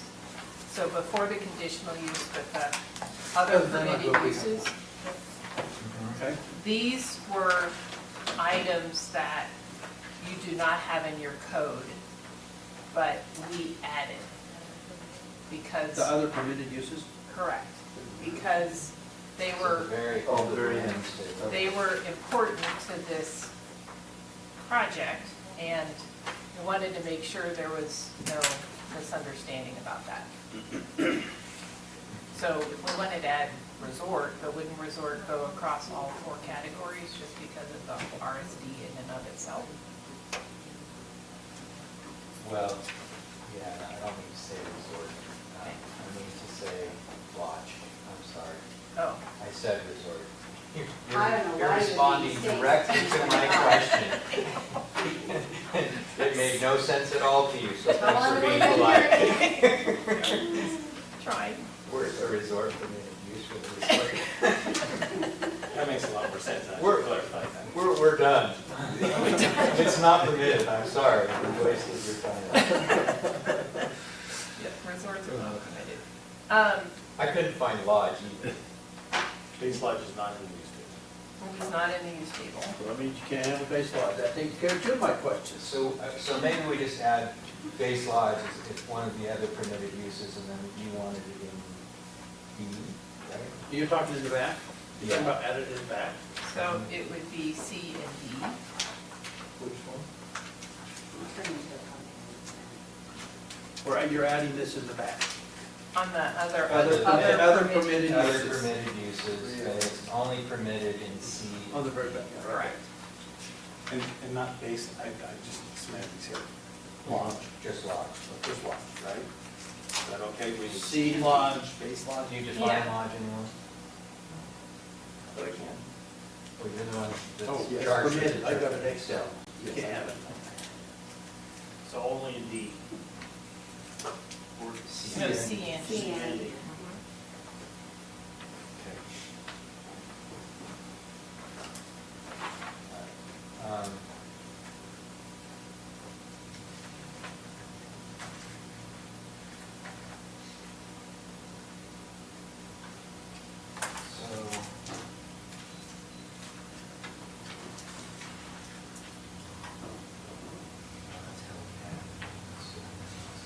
just going through all of these? This may not be the latest we've ever done, but this is the latest we've had a crowd. This is true. Because we have another hour to go before we get to where we were last. We won't take an hour. Let's go. Going. So I have a question Oh, for well, other that's services. Okay. Are we going to different order? I'm just going down to, Okay, perfect, go through the names. construction, okay? Quarry, gravel pit, rock crusher, concrete batching plant, oil, gas wells, steam wells. Thank you very much. I appreciate that they're temporary for on-site construction. I'm wondering if these should be conditional. And it's not because I want to say, no, if you have it in the right location up there, I don't care. But if you brought one out on the face, then I'm going to say, whoa, that wasn't in your view shed analysis. And I know you're going to be remediating them, but I'm really more concerned about location of those, just wanting to be specific. So I'm thinking those should be a conditional use. I'm okay with that. Yeah. Who? What Planning condition? commission, council, staff? C3. C3, so what's that? That's council. Council. So C1 is the staff, C2 Oh. is the planning commission, C1. and C3 is the council. The C2. truth is, a lot of this stuff, though, what you're talking about, quarries and gravel pits, most of what you do, we would call excavation, it's not a quarry or a gravel pit. And that's a totally different Yeah. thing, right? I mean, most of what they would be doing would fall under an excavation, not under a quarry or a gravel pit. No, you're talking about. There might be a place where we can pull aggregate on Okay. site and Yeah. not have to truck it. And the goal is not to run trucks up and down Morgan Valley Drive or on the No, roads. I appreciate the fact that you're doing it up there. I'm a little sensitive. The location. to the Yeah. location. Could we Okay, so we go like to, C2? I'm happy with C2 Fine, because it's C3. representative of the community, you've got planning commissioners. Okay. so are you gonna announce that for the public then?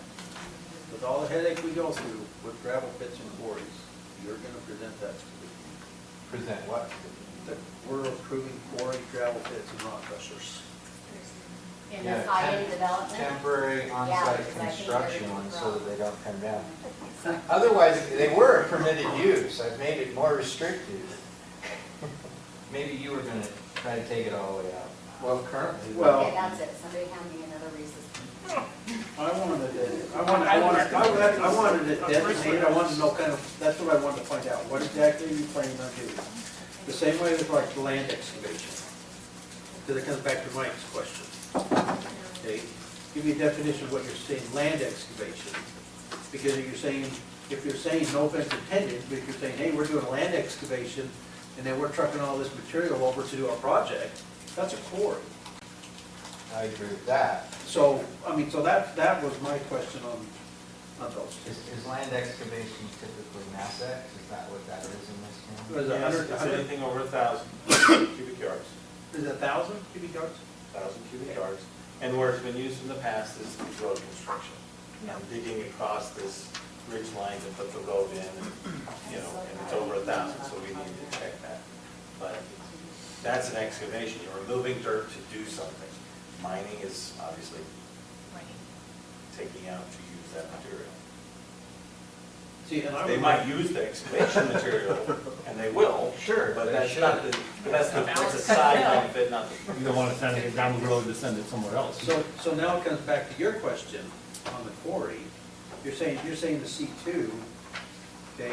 Well, I would like to have it designated, because as soon as we say C2 and they get a quarry, I want to know where they're having it so that it's not on the face.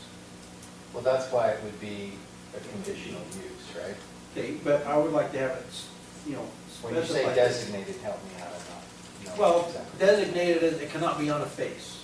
It cannot be on a face that you're gonna see from the other side. It's gotta be back behind the hillside. Well, depending on where you're standing, the face is different, right? Well, yeah, but we're looking, the people are gonna be coming up Morgan Valley Drive, up the interstate, up Old Highway, and they're gonna be looking across this huge development. Okay, and now we're gonna go in and we're gonna scar up this space that we're looking at for a gravel pit and a quarry. I want it behind it, where people can't see it. I don't think we're gonna scar up the. It's not that big of a gravel pit. You- It's only for use.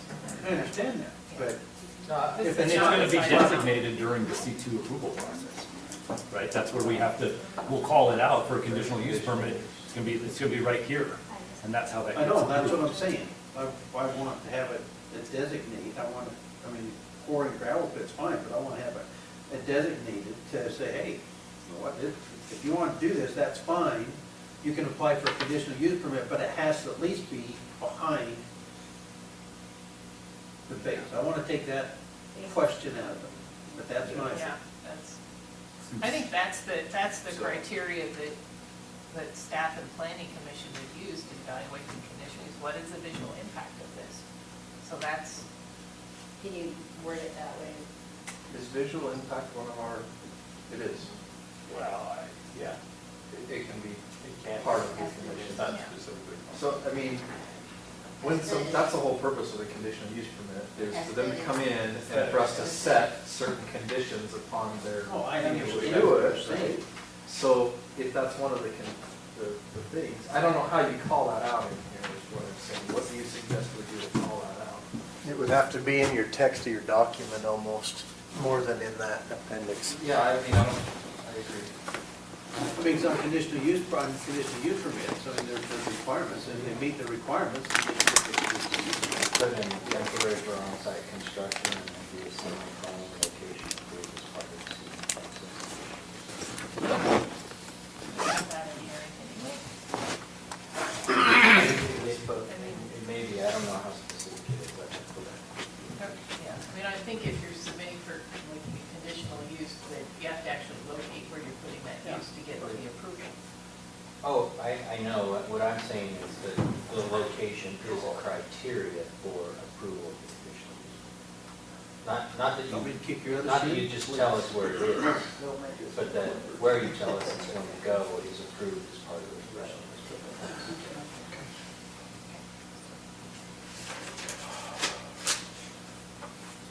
Okay. So I'm sorry, temporary for construction, semicolon, Location approved as part of the CUP process. Not the entire project. yeah, no, correct. I think my only other one on this table was storage facilities enclosed in all of the zones. Where is it? It's in other services. Facilities include. What page? So I've got that. Page 3. So, This, I don't know, I mean, I can't imagine you could have storage, you know. We have a few of them in the county if you'd like to use one, but I didn't Well- think one would be up there. But by the same token, maybe there are storage buildings for your snow removal and stuff Yeah, like so- that. So I didn't, I was Yeah. just, I So don't know the- that I object to this, I was just wanting to ask the question, it's like, what are we talking? So Yeah. non-commercial, What the definition well, of I it think is. it's a non-commercial storage facility. yeah, because that's in it, because none of this is, I mean, this is not like a self-storage unit. This is, But that's not like what- the but that's not what boneyard that for the, says. you know, the ski maintenance facility. I think would be the question enclosed. is- The golf course maintenance would be enclosed. If someone had whatever, all the ATV toys and whatever else on their, you know, large lot, that, you know, they're allowed an enclosed storage unit to put those in. And that's when we just consider those all accessory structures. Potentially. I mean, Because when, We just don't want to leave it for to our doubt. code, when I read because- our code and we talk storage facilities, I think we're intending to talk about self-storage units, right? We're not talking about somebody having a barn or. As long as they don't have kitchen inside of them. Yeah.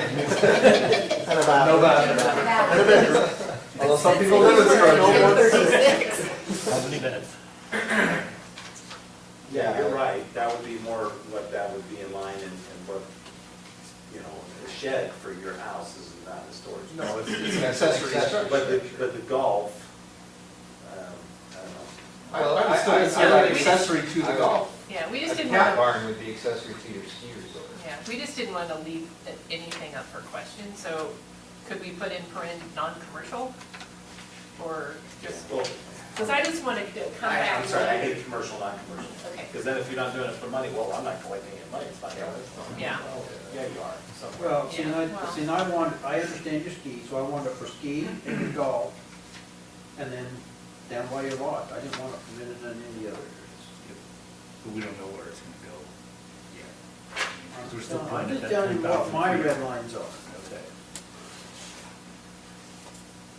Can we call it, like, club storage facilities? Golf clubs? Well, meaning club is in the entity, Development, the yeah. development as a whole. If these guys want to put a storage facility up there on their mountain, what do we think? It's a couple miles away. It's not gonna be that big. And it's in our best interest to I skin it. don't think they're gonna have a self-storage with 5x5 No. Yeah. units. Yeah. People to store stuff, but We're gonna have to skin it compared with your new ordinance. On a high-rise, one of those that they store in air-conditioned control, temperature-controlled buildings. It like just on- gives us the on glass. flexibility for, in winter conditions, to put all the other equipment. any more? What your lawnmowers and, you know. Any more on the use tables? Yeah, they've got that drinking place, he mistakenly left that, and didn't know where it was. The drinking place? The drinking place. Well, except for proposed. Kelly's. Other than that, was right Okay, so I just got a couple that I want to. So on public or quasi-public uses, define power generation, not generators. To your code. generally allowed in all zones. Solar panels or windmills, that kind of thing. Although typically those are conditional uses, aren't they? A windmill that was tall enough would, but I don't know about a windmill. Solar panels are allowed. I remember approving some as conditional uses though, is it because they were over a certain size? Yeah, the pole height is, that's where my mind goes. I don't even pole height, like the ones up at Tyke Ranch, we had to approve those as a conditional use, and I don't know why. There's Smith Avenue that had it, right off of the property. It wouldn't have if I was director, but Okay, whatever. fair enough.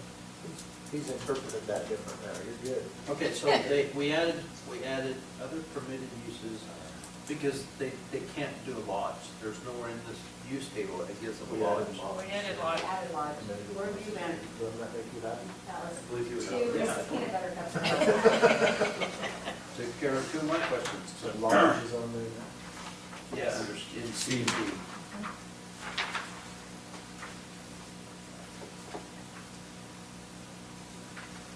Okay, and then the last one that, I take back, not the last one. I'm against yurts, period.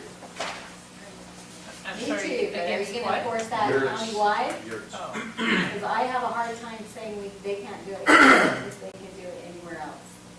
Well, legally, technically, they can't do it anywhere else. all you have to do is report that one you don't know about. We don't have yours countywide. You can do it, you You're just have to yours. move it. Yours are not Yours Canyon at has. Deep Creek.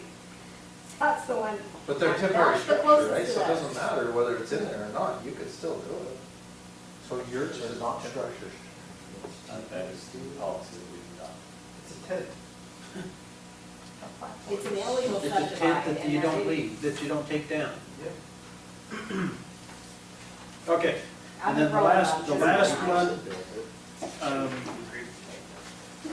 dams, reservoirs, asphalt plants. There's nothing on there. On the very last one. There's no use for them. these were conditional uses. This is the conditional use table. Understand that? Gotcha. What about that? What I want. What I want in there. The headache that we're going through with the asphalt plant with Geneva and all them whiny boobs down in Enterprise. Is that how you feel about those people? That's the last thing we need, no offense intended. I mean, That's the last thing we need. is- why don't you guys get rid of it? Then we're gonna run trucks up and Delete. down. is going. We'll delete the asphalt plant. That was meant to be kind of a. Just use Geneva's. Yeah. He's trying to run them I've off. already got one. No, I'm not. It's all the It's line been there. down in Enterprise Oh, that okay. we try to run Those off. folks. Okay. Yeah, stoke that baby up. Okay, asphalt plants is deleted. not touching this one. Me either. And the dams and reservoirs, I know they gotta be regulated by the state. Yeah. Yeah, Right. we need them for snowmaking ponds. It's typically to store that outside, so you're not building a big, Well, but part of my question is, you know, where are you getting all that water? Because all that water is designated. it's pumping up. So you're gonna pump and fill them reservoirs and dams with your well. You're not capturing any water that's coming off of them. Not that we don't have water rates. I mean, I think we've been perfectly clear all along. We are only using water that we have the rights to use. Okay. All right. So what water are you using? You look get kind of slap happy late at night. I kind of like this. And all of our sessions after. Please identify it by molecule. Dixie can put the microphone down. Okay.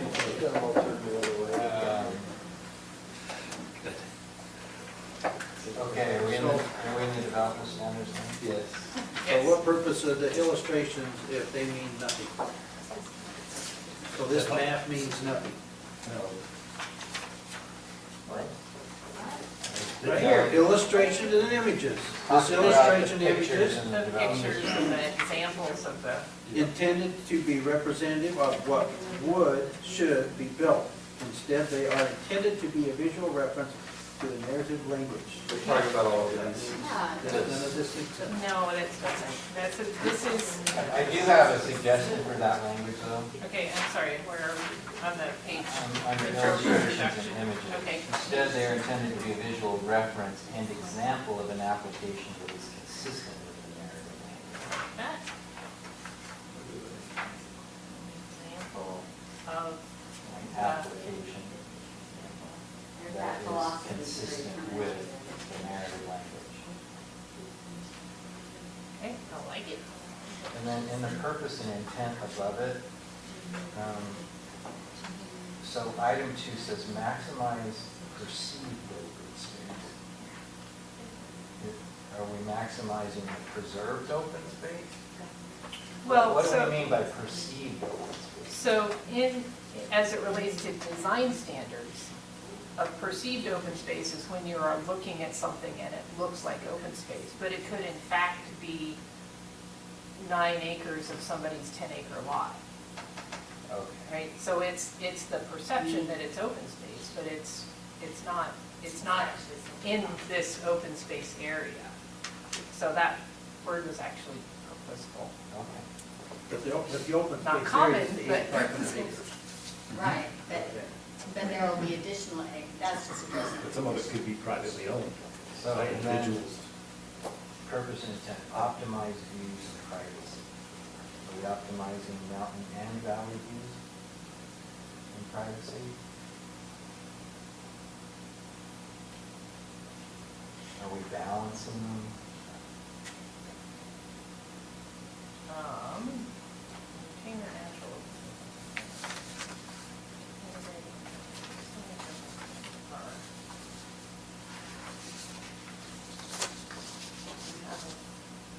Preference? I was just going to say optimize mountain and valley views.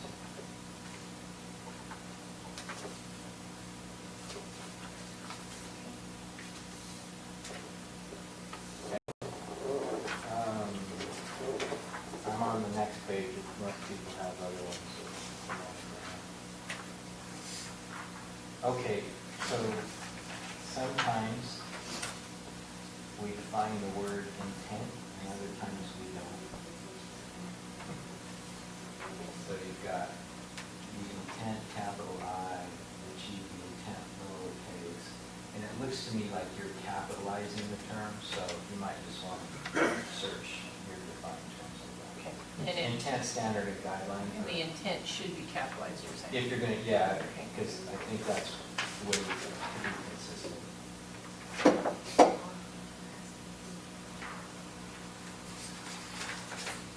And then I think on the second bullet point, sentence or seven, the intent statement for the standard was created to address. Okay, so going going back up on that paragraph, where guidelines amplify a standard, they are preferred but not a mandatory criteria. What's the purpose of having a standard if we're not using them as a criteria? Here's your building So standard. standards are shall, guidelines are. This is but not a mandatory criteria.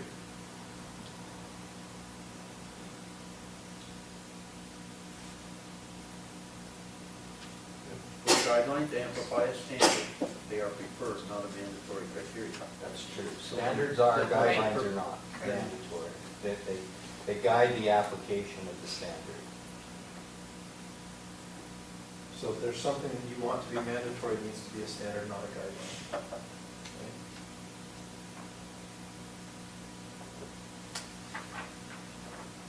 I have it on the next page. Okay, building height. Vertical distance from the natural or the finished grade surface of the foundation to the highest point of the building or structure. So that's suggests either construction, natural or finished, and then there's also a definition of record gradiness.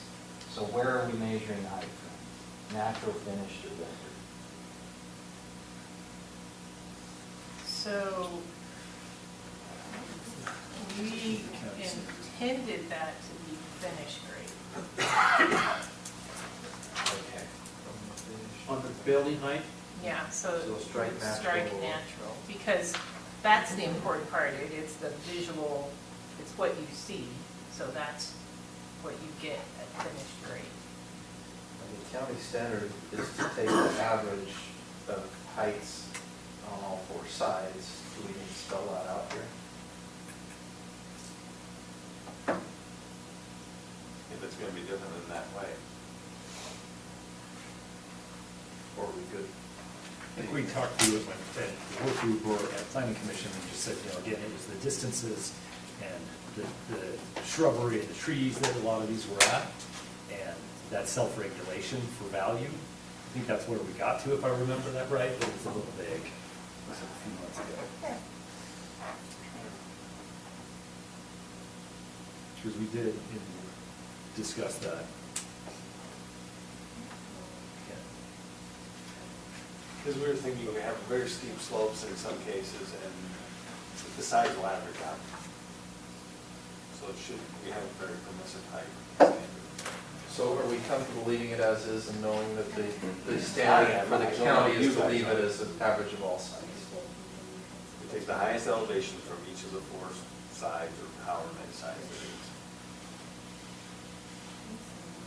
And they have, So it probably gives you a better.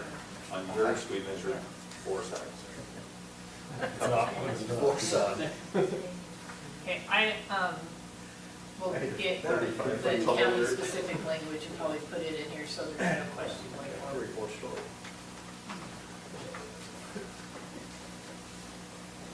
Okay? So you're taking the average, is that what you're saying? We'll take the way the county currently calculates it, and I'll use that language and insert it into here, so there's no. Okay, well, the reason I'm asking is, I mean, I'm looking at it from a builder standpoint. If I come in to dig your house, I'm gonna ask you what you want to grade. Then it's gonna go down from that point. Okay, so part of my question is, because once you get your hole in the ground, and you now see all of your surroundings, your grade is gonna change. So if you set grade at 8 feet, and taking into consideration that we're gonna be our maximum height to your roof line, and then once we get it dug, you realize, oh, guess what? We can't go 8 feet, we can only go 6 feet. Now we've changed your building height, your structure. Does that make sense?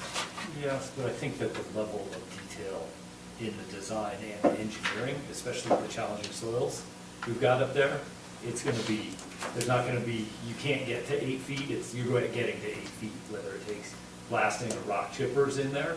Yeah, and that's because what the soils have been tested to, so I don't see that variability Okay. being shifted, especially up. I think my next one was, I don't think this requires a change on it. It was on page 11. Design workshop. Oh, mine's okay. No portion of show tree, okay, so that's a reference to finished grade, which is consistent with the height change. That's what we're looking at, yeah. Guideline, variations in building height encouraged to convey visual interest, reduce perceived mass, and give a sense of scale. Variances to exceed maximum height approved if view shed is not negatively impacted. I don't think so.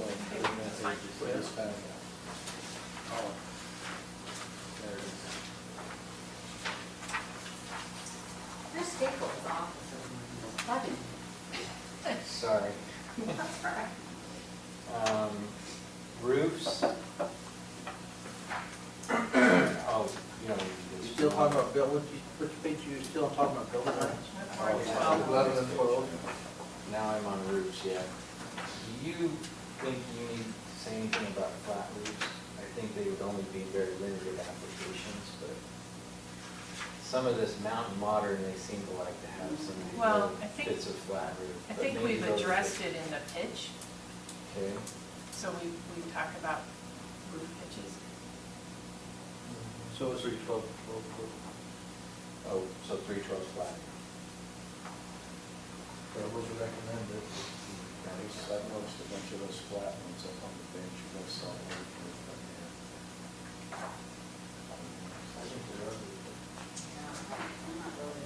Well, but are they flat single pitch though? I thought they were flat single pitch roofs.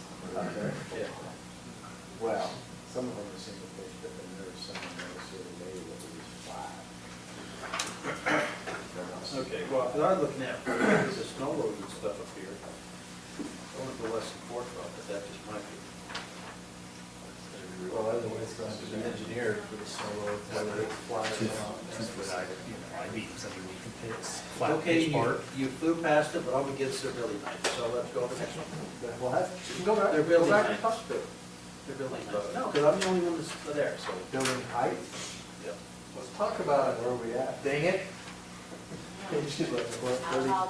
You're at 90, 75, and 45. Higher.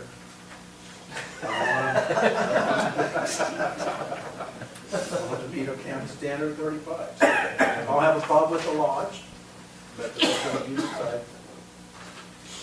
we gotta meet our county standard. So the only reason I thought a lot of this is really mountains. I mean, you come down the hill on the backside, I'll call it, 45 is probably pretty easy to get to on some of those, depending on what, unless you're staggering everything. I mean, I don't know, the planning, staff and planning commission, this was their recommendation. Well, I also, this says no portion of the building. In other words, this is not the average height. This is the absolute highest you can see. We already have buildings, there's homes in Mountain Green on the hillside that are, there's more than 45 feet in height on one side. But we're to the average. No, not the way this is written. This is not average. I understand that.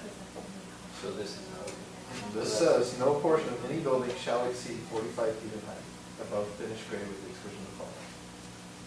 This is not average. Your max is 45 feet on a single-family residential.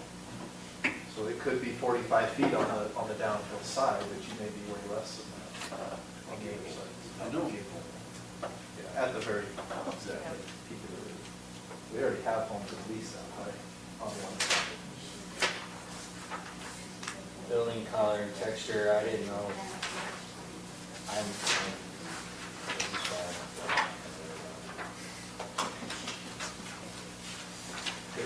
Nothing shiny, right? That was the big one. Nothing Strawberry cabin. You know, the next billionaire room in wants to put aluminum siding on that. So It says metal siding shall be resistant to glare. County knows that one. Okay. Not that we'll have Okay, so metal hold siding, on. but there is that. Well, there, statement. I mean, there is. Okay, you're saying 45 feet. Has metal Okay, siding. but back here under Yeah. definitions, I mean, you're there's, saying finished grade. Stainless Which the county is the average. Resting, that's what it's Yeah, intended to do. yeah, that- Sort so of we give the contradicting what we're corrugated, trying to like, say. I've seen cool barns that have a corrugated metal siding. What's the final decision on the discussion on building heights, where you're measuring from? Finished? But it's average, but is it the average? Well, so I think it's fine if we have the way it's calculated as average to stick with this, but we're putting an additional criteria on, but, so you may calculate building height based on that average, but on top of that, The the maximum of any part of the building can only be, 4575. Of the lowest finished grade. Yeah, so I think the county's, To me, this trumps anything on that other, on Because this. these are standards. Regardless of Those what are it says, definitions. this is, yeah, this is a standard. So, on the standards, building form and articulation, here's where it starts, there are a few of these that pictures are representative, but some of these, from my perspective, should be either a standard or a guideline. So, okay. the visual mass of large buildings should be broken up through the use of elements such as roof forms, gables, projections, and I agree, they should be. Yeah. Okay. No, I think that's a good point. This was an addition that came during planning commission. So, I think you're right. We had put captions under photos and, let me take another look at that. Yeah, so, yeah. Almost all of them, I'm kind of like, no, that's a good standard, maybe a couple of them are more guidelines. You go order it. Standard. And maybe that's what was intended, but I think you can keep them in, under the photo if you want, but put them in the standard Okay. guidelines section. Okay, that works. This is pretty cool. I know, that's a question. I think that's less than 312. Okay, my next concern's I on think that's driveways. because of the angle of the picture. No driveways, right? So, Walking trails. Take them out, no driveways. I was at a thing the other day, I think I said this the other night, with Uber Elevate, they're suggesting that by 2023, there would be some people moving drones, flying people from What? location. They have the prototypes. I can just see your people coming from the airport. Your people. All the airplanes, in drones. Go over the mountain. No driveway. No driveway. Uber And battery pack. Yeah. We need an Uber You're pack. gonna need more toll paths. Need an Uber pack. Better, it can't be. I had one comment on driveway, and I know Roland's. Mine was 12 feet seems a bit narrow for a long driveway. Well, that's where I'm at. But my question, my concern is this. And the only reason I'm saying that is because when they had that fire in Uinta, they lost a couple of houses because they had allowed the trees to grow up and over, and the fire engines could not get, they would not go down there because of the potential, and it ended up costing them houses, and then all of that burnt. So I'm talking about because I want it all unobstructed. I don't want anything being able to grow over the driveways. So right now, it's 12 feet and a minimum unobstructed height of Height. 13 feet, 6 Yeah. inches. You want that higher, or you want it eliminated? I want to eliminate Well, it I think, because that's what, The reason is because if those trees catch on fire, they're coming over onto your apparatus, and that's. and they won't go down. And when I was talking with Boyd, that's what he was saying. Some of them up on the point, they couldn't get to because the fire was coming up and engulfing over the They driveway. won't drive the fire tunnel? They won't drive the fire. Well, and So that's my So what about concern in right the there. case if somebody has a long driveway and they wanna put a gate out front, have an archway over their Right. gate? which is. Well, an archway is one thing, but trees is a whole different. That's what matter. I'm saying, so do we But need to, don't, if but we're gonna do isn't that, that we need to specify addressed in your specification. wildland interface? Because that's what their fire department that they're establishing is supposed to enforce, is that overgrowth, because I know, but if we eliminate it here, it takes the pressure off to that. But That's just my opinion, so. You're fine, let's move on. No, yeah, the width too, I just wonder about, because I know like in the flag lot ordinance that we were talking about, we had a wider width than that, just so that, and there had to be the ability to turn around the fire apparatus up at the top. And I expect your people design driveways that way, but I think that would be helpful to have like turnaround for fire equipment. Yeah, it has to do with distance, and then it depends if there's a distance from whether it's a fire hydrant, so if it's a short one, it could be very narrow and, Yeah, so this is a minimum that's very typical in the mountain developments that we work in. all our homes are gonna be sprinkled, all the, there's gonna be fire hydrant redundant, a secondary loop there. Yeah, Are you sprinkling the outside too? So when the fire comes cruising across, it doesn't. They have the systems, yeah, with the foam system that comes off the roof. It foams the whole house and it can change your insurance exposure. So you can really? I wonder how much that system costs. The foam or? So I just want to, I don't want to leave Okay. this drive. So the Yeah. driveway, the idea is, so a typical travel lane is 8 feet. And so we're actually adding an additional 4 feet to it, like a typical Yeah, travel I'm lane. just thinking, if you have a long driveway, like the one you have on that example, Yeah. if somebody comes in from the bottom and it's headed back this way, and you can, look, I'm not gonna be the one driving up there, it doesn't matter that much to me. I just wondered if it was a little more. And I think Roland's point about the unobstruction from trees and stuff is a good one to consider, right? We'll make sure that's addressed in our wildland interface, the fire plan. And, that gets hard to define, because what if the tree's 100 feet tall? Where do you draw that? Maybe you want some canopy, just all those different scenarios. 75 and 80, those big pine Yeah, trees. the pine trees Thinking 12% slope or things like that. in excess of 12%. So the other item I have on driveways, that our code, I believe, addresses is weight. So it talks about being capable of sustaining a fire apparatus of, I can't remember what the weight is. 75,000 pounds, something like that. And the only reason I bring that up is because if somebody's gonna put down, paver stones, and they're little tiny thin things, they might be great for your car, but the second you pull a fire truck on that in the mud, it's gonna, cause a problem. So, Goes back to the development agreement, not design standards. okay, perfect. As long as it's in there, I'm not Okay. checking it. No. So on the lighting, down in the guidelines, it says LED lighting requires to exceed 1,000 lumen maximum if deemed necessary for safety. So I'm like, by whom? And Just catching on, dude. it's either me or Roland, right? One of the two of us is gonna deem whether it's necessary. No, so I'm wondering by whom, and then we have the night sky requirements in the development agreement, right? The intent Yeah. to follow nice guys. So we could pick up that new language, because that language in the development agreement also changed via planning commission, so we can take that same language and put it in this design Okay. standard too. Yeah, let's do that, because I don't want them to be inconsistent. And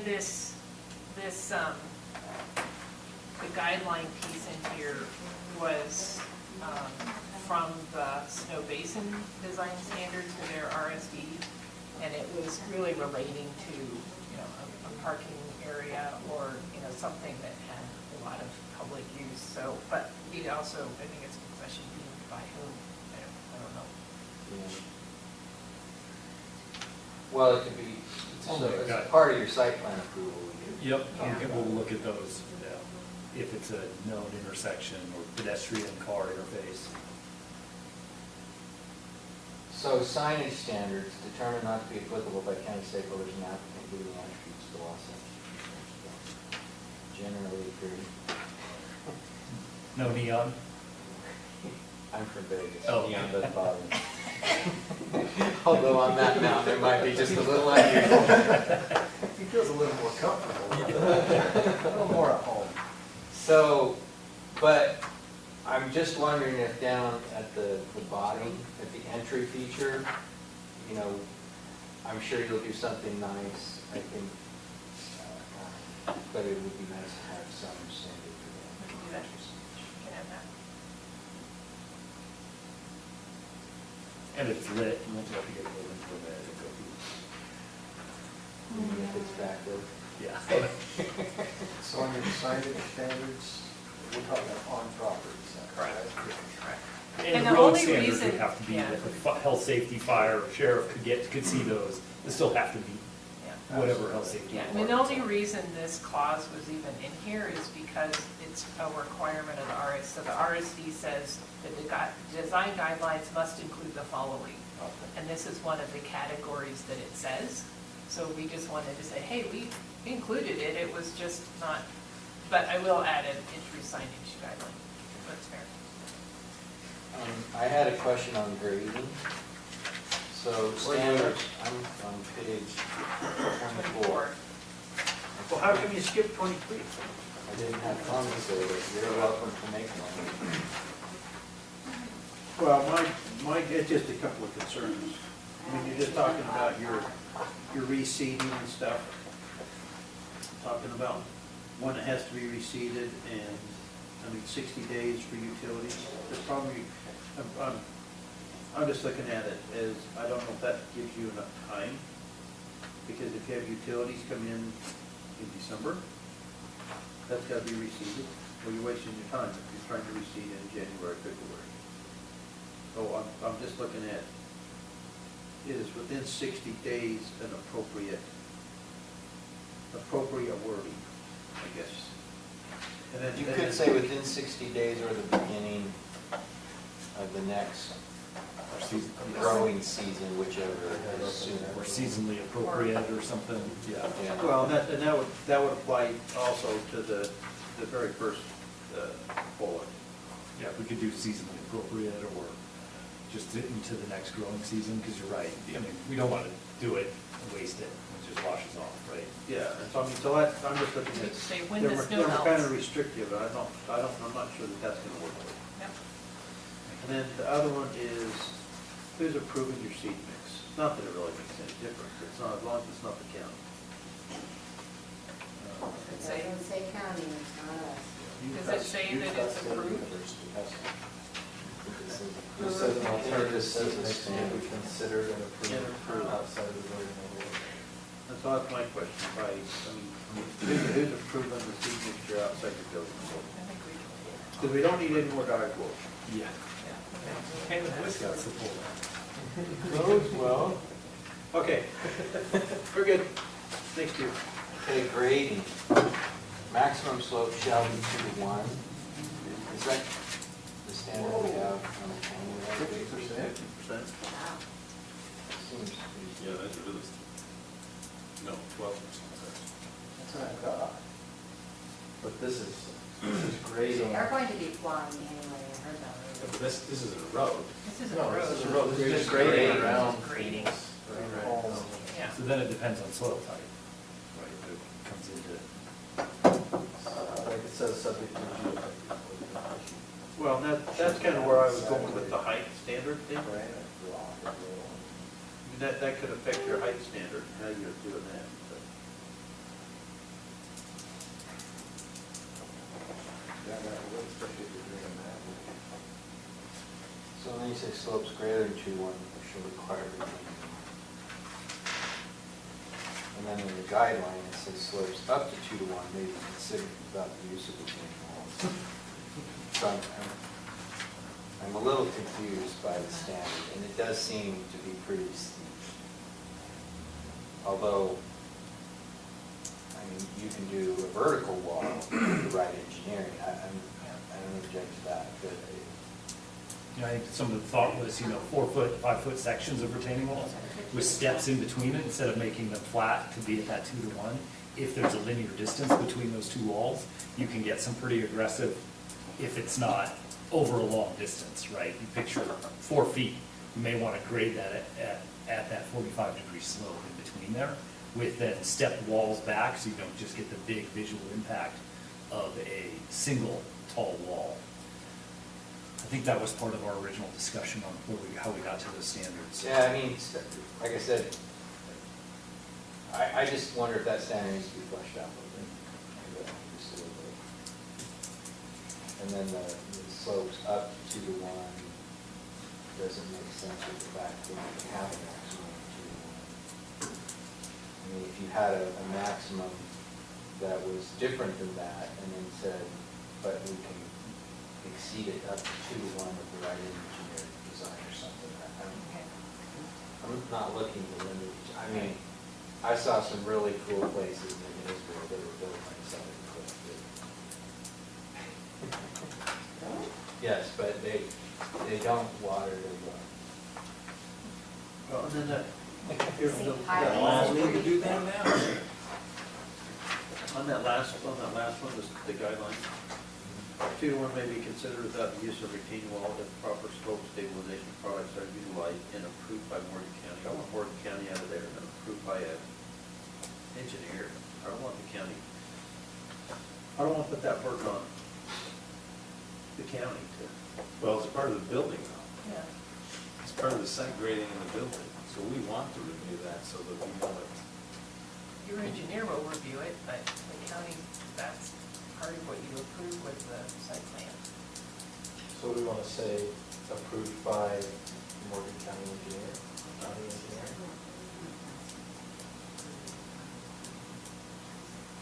That would be fun. There's nothing engineer.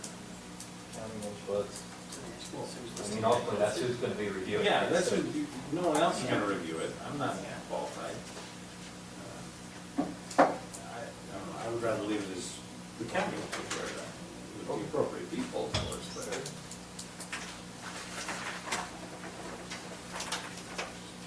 Okay. So on the preservation of the drainage and so forth, did we say anything about stream crossing? I mean, those are jurisdictionally controlled by the Army Corps of Engineer, so every stream crossing goes into our calculations and into our Army Corps application, and all the way down to a golf cart stream crossing. All of those calculations, all of those have to be added up as the design advances and then submitted to Army Corps of Engineer for their approval. And that total amount that's calculated, it is then, we will have to do an offset mitigation program somewhere else. And so what we've been looking at is doing a on-site wetland mitigation bank down by the river. So we can improve the river down there to get credits for places that we are having impact with a bridge over a stream. And those then also have specific requirements to disturbance on stream channel bottoms, depending on where you are at elevation, by the type of fish that could breed there. You can't just culvert everything. Sometimes you have to span bridges beyond the high water marks, and all of that then gets calculated down into our wetland mitigation. So is that all part of the Army Corps of Engineer review? Yes. So DWRs And don't then have some. anything to do with that? No, the waters, I mean, the waters are all jurisdictional to the Army, to the US I government. understand that. Yeah. You've got DWR that's concerned about the, I mean, you mentioned about the fish. Yep. Migrate. Because they- yeah. That's the group that came in and made a presentation. Yeah. Well, And some of it may have not resonated with me as much, but the crossings, Yep. Yeah. I thought, no, that makes sense. Don't do crossings that impede the ability of the fish. Yep. So, Yeah. but these are the standards for the development areas. These are the standards for the subdivisions and the buildings. There's a whole nother thing for all the open space. And what that, and Oh, and that would be in the open That's space. where- that'll be the open space mitigation, and that will all be part And of so that. DWR Right. is fish versus Army Corps, they're all integrated into that. I mean, those calculations, we have to protect the fish types, or the fish breeding area, perennial, like they can go there all the time. And then you have to also protect protect some of the areas where they're breeding. And those have different calculations by the type. They call the stream, even though it's the same creek, they call them perennial versus, I forget the term, but yeah, that's a big part for them.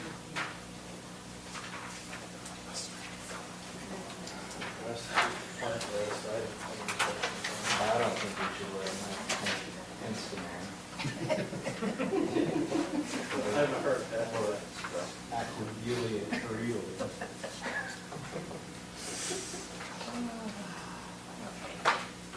I'm done. Thank you all. You can't put duck fur up there. It's not native to Utah. Spruce, none of those are native. So aside from this, Only where are you with stupid aspen tree is native to Utah. with Thurston's Development? I'm not gonna lie, That's why they it's let it's a Utah personal burn thing. last year. I just wanna make sure Because they said it's. that they're protected.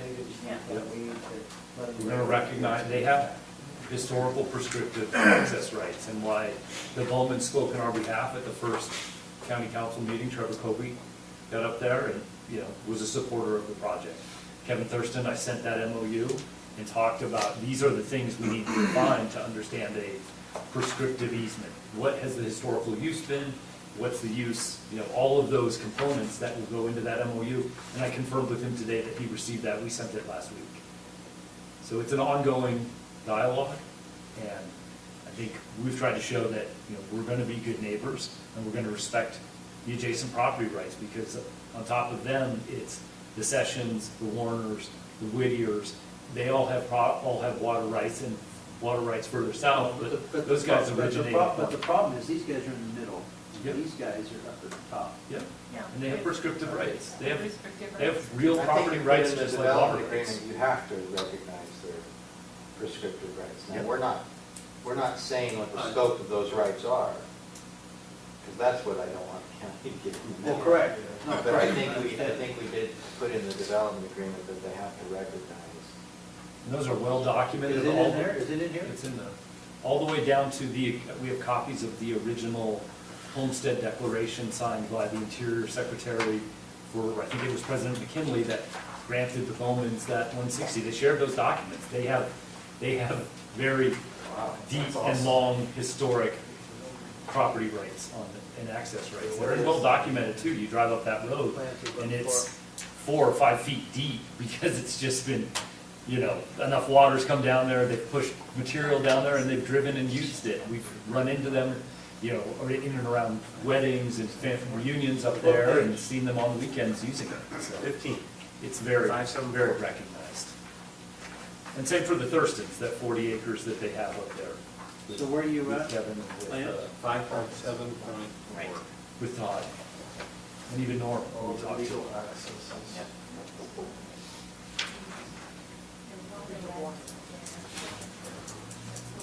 Probably more private. I mean, it's just like the water, that water, and with that water rights, those guys have access rights. Randy has the right to go up and turn on his point of diversion every year. And, there's a process how it's done right now, and we'll have to work on that process in the future. But he drives his four-wheel up there, usually gives us a notice and says, I'm turning on or turning off, high water, it's off. And, we've all stood up at his points of diversion and the gate for the Warner Springs and just said, these are your rights, and we're gonna protect them. We even got a schematic of where the Warner's piping are, because they did that themselves, and they shared that with us so that we wouldn't impact that by driving over it with a big piece of machinery at some point. Okay, so this is my concern, because I've seen it before. You're sitting here saying, oh, we're working with them, we're working with them, working with them. But as soon as you get this approved, pound it on down the road. What's to help me? It's right here in the That's true. development agreement. So this is required. Yeah, and we just acknowledge that they have prescriptive Well, I access acknowledge rights. it, I mean, that's the first If you don't, step. if you don't have an agreement wrote up, But they have Prescriptive rights aren't defined typically in an agreement that we're trying to. Just like access to your water. I mean, it's not, your access rights to turn on your point of diversion aren't documented. It's an implied component of the right, of the water right that you have. okay, so you mentioned rain, he goes up and turns his water on. Yep. Right? So where's our documentation that says, hey, you have the right of way to go up and do that? Or do you guys just say, no, pound sand, you're not going up there anymore? Yeah, it is a well-documented component of water right law that is understood by everybody, and people have shovels taken at their head, and shots have been fired over water fights. That's my concern. Yeah, well, If it's I'm not gonna tangle with. All I think you know. we can do is require them to recognize those rights, which is what we've done. So if they don't, there would be a violation of the development. But I don't personally want to be in a position as the county of enforcing private property between the property and Documenting this. well, yeah, once you document them, you're no longer prescriptive, they're express. Correct. Which they're trying to do. But I have a hard time making it an express obligation on them, because then that puts somebody else, say, oh, well, the county's not gonna approve your project if you don't give me something that I don't already have, which is what happens as well. So I think we've done the right Alright, thing so- in requiring them to recognize. Any more questions on the development agreement? Yep. All right. I'm still back on page 7. You guys will, but I'll stay here. I just want to know from the council, is there anybody, Where are you talking? it doesn't matter. Is there anybody interested in continuing any kind of discussion on conservation easement south of Smith Creek on the council? Well, I do. So one? Nobody else? You mean making it a requirement of Of the approval? development agreement. Well, as I read it, there is a requirement to have open space preserved in one form or another. Whether that's a conservation easement or a designation on the plat, it is preserved. So I feel like it's been addressed in that. And requiring a conservation easement. I'm not convinced that conservation easements are the best way to preserve property, to be quite honest. There are many ways to do it. I don't know if conservation easement is the best way to do it. Well, It may be we your allowed private- some flexibility to do that, but I think to Robert's point, what you're saying is putting a conservation easement in place from certain lines so that they can't develop in those Develop areas. back.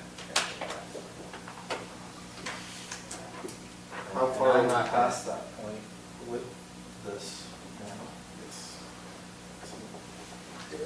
Wait, where you are. It's half of F and half of.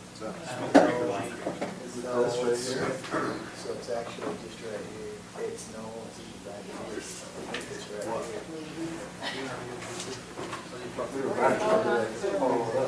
Yeah, it's actually clear past G. You're talking about, So it's- you're talking about Dalton? No, he said Smith No, Creek, not Smith Dalton Creek. Creek. Yeah. So you've moved the line to Smith Creek and not Dalton Creek? For the conservation easement, the Dalton Creek was the no development, but we've gone long past that.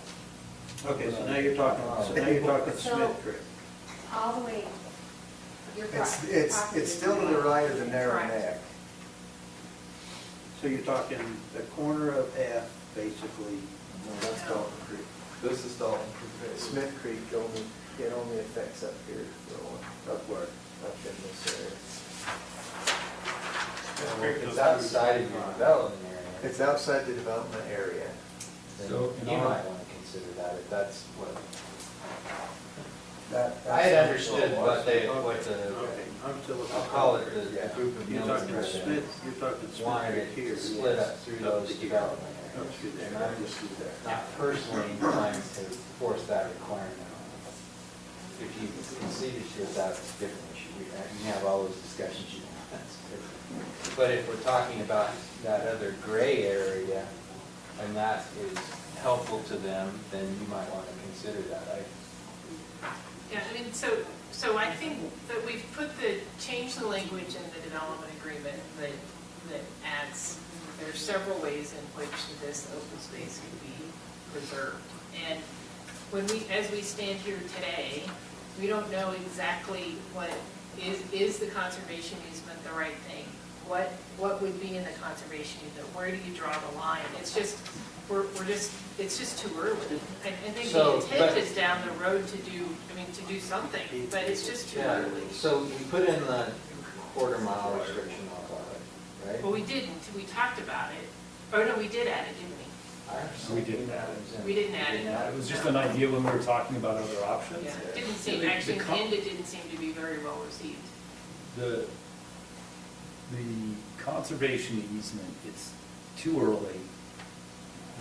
It's redundant to, the development agreement has requirements for 60% of open space, or it nullifies our zoning, right? At a minimum, we have 60% open space requirement. We've exceeded that with our plan right now. It is physically and financially impossible to develop down there. For folks who have been down there, you see the mountains curve to the east. You get up, all the flat land is down in here. And it comes across in this area here. Well, that's why we've concentrated our development in those places where you can physically develop.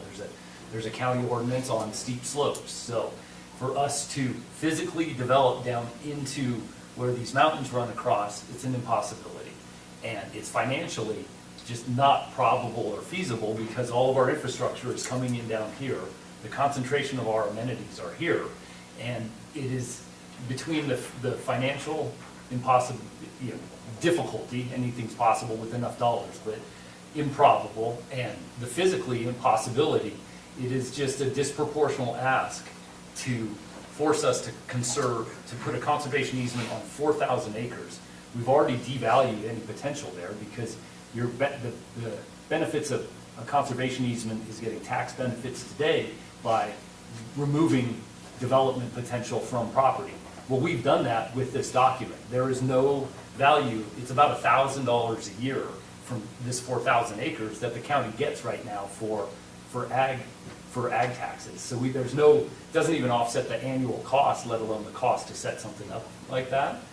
And we've limited the transferability, so we now know these two, F and G, have maximum numbers. We can't transfer units in there. So we've tried to limit as much as possible, and as well, no adjacency, just what you said, is so protected in so many different ways that it is just a disproportional ask in I feel like the language what here we're is getting. very clear, 4.5.3, says open space shall be permanently preserved.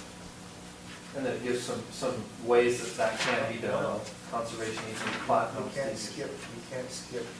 Okay, open space including without limitation ski and golf related parcels No, shall be permanent. I'm talking about the line that says permanent. It's in those three words right there, which means any future council can change. That cannot be amended without county consent. So you're saying eliminate those lines? Well, and then you build there? that's been my argument from the beginning on some of this stuff, is it's only as strong as the document, because the county council can change anything they want. You can't bind the hands of the future council. Well, that's why there's the request for the conservation easement, because that takes the council out of it. But it's a threat. We're negotiating against ourselves because we're being threatened by this threat of a referendum, which would be unfortunate for this project and unfortunate for the county as a whole in what something like that would do. And no one likes to negotiate against a threat. We've tried to queue up the best opportunity we could for the county. We didn't come in and ask for tax incremental benefits. We didn't ask for some of the huge numbers that we can bring and will bring in the future. So, it's one of those that these deals don't come along very often because it's a unique opportunity. And it's a unique opportunity for us, and we've structured it as a way that it is truly a win-win. And I think we've been extremely flexible compared to other developers out there with normal asks that the county would get from other developers out there.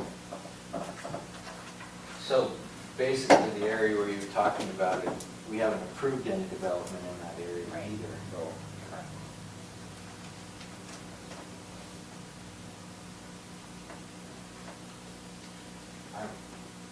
that particular issue, I'm comfortable with where we're at. It's an arbitrary line. All right, so we're good with what we got? So I would like access to the Carlos. I would like a trail. I don't want to be on the private road. But it is a beautiful area, and I just hate it. And I know the response is you don't have access to it now, but neither do you. So,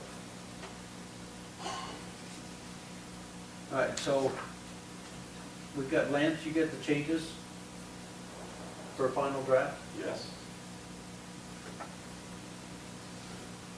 Okay, October 30th, we're meeting to discuss final draft.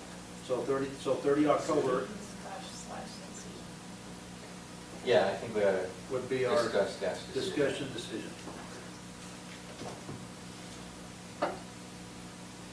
as you talked about at one point, having a bike trail down in the lower section, that we were, trails down lower, not up in the ski area, but coming off of the,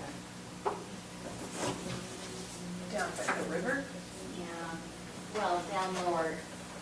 So yeah, we had thought about something down by the river there, but you can see like this. I was thinking about the bench, not down out. No, because it crosses road, there's so many roads and uses up here. It would be, from exit 92, if the county could ever perfect all the way to Peterson, some type of bike lane across, against the river or against the railroad there. But even with us, that's 16 acres, the Saunders family owns that one. This thin part, you get into other people who would have to. There's people already concerned that you're going to encroach on their land just to get your access down there, so they're freaking out about that bike path. Yeah. They're not going to open it up to the whole county. Lance, can you have those done tomorrow, Thursday? When would be, to get us a copy? Tomorrow by 8, yeah. AM? What works? Hey, I'll take PM. I think there's some language that was brought up that needs to be addressed by WPR, and they need to put together that document. Okay. I will then check it and verify that. I don't think that is realistically to be expected before Monday at the earliest. Okay. But I will commit to get that to you by Monday. And then I can verify it and send that to you. There was some language. So that kind of a time frame. I'm just looking kind of a time frame, so we got time to look at it, and I want a hard copy, so. Well, and that's fine. I mean, be realistic. I mean, you know what you got to do, and what else is in your office. I think I'd like a hard copy of the final. So we can have a hard copy available by Tuesday, maybe even Monday afternoon. Okay, so Tuesday? So Tuesday, which would be the normal time, well, Yeah. would be the packet a week ahead of time, is Okay. the 30th or there. Yeah. All right. On Wednesday, but That gives us time to make sure I don't send you something that you're. And we're just doing discussion and decision, it's not about that. It's not a public hearing, Well, it's a public meeting, but not a public hearing. We've had the public hearing. so they can comment on the first part of the meeting, but not specifically to the side. Yeah. You're gonna have plenty of people. Well, we've had I 4 public hearings. I know, Yeah. however, Lots of more. Okay. you've taken phone calls for how long now? All right. Oh, my goodness, Thank you for your time, everyone. Thank you. Hey, thanks. Council has one last item we have to address Yeah. before we go home.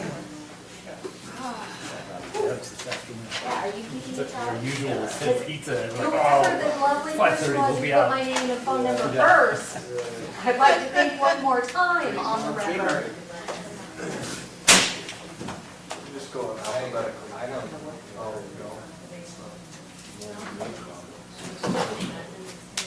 I'll make sure I don't have any. there are more people lining up on one side. I think it's fine if they are. And I think it'll be pretty quick. Yeah. Are we gonna talk about that? management to the sheriff's office. We've already budgeted for it. Has that been put in the budget? That's all in the budget.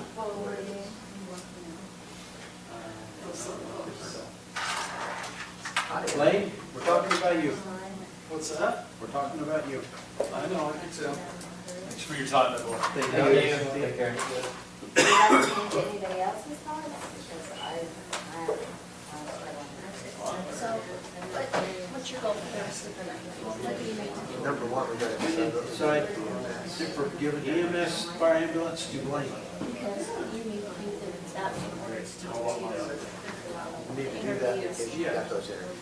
So that's first and foremost. We got to make that decision and then we can discuss whatever we want budgetary.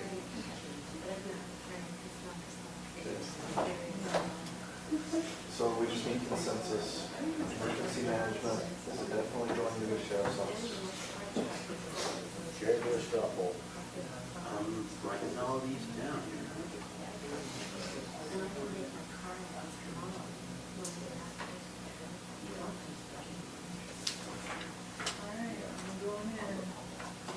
Okay, I I'm a have to have yes. some concerns resolved from. You say I'm a yes. No, I'm a yes. Yeah, I'm a yes. Yes, as well. Member McCosker.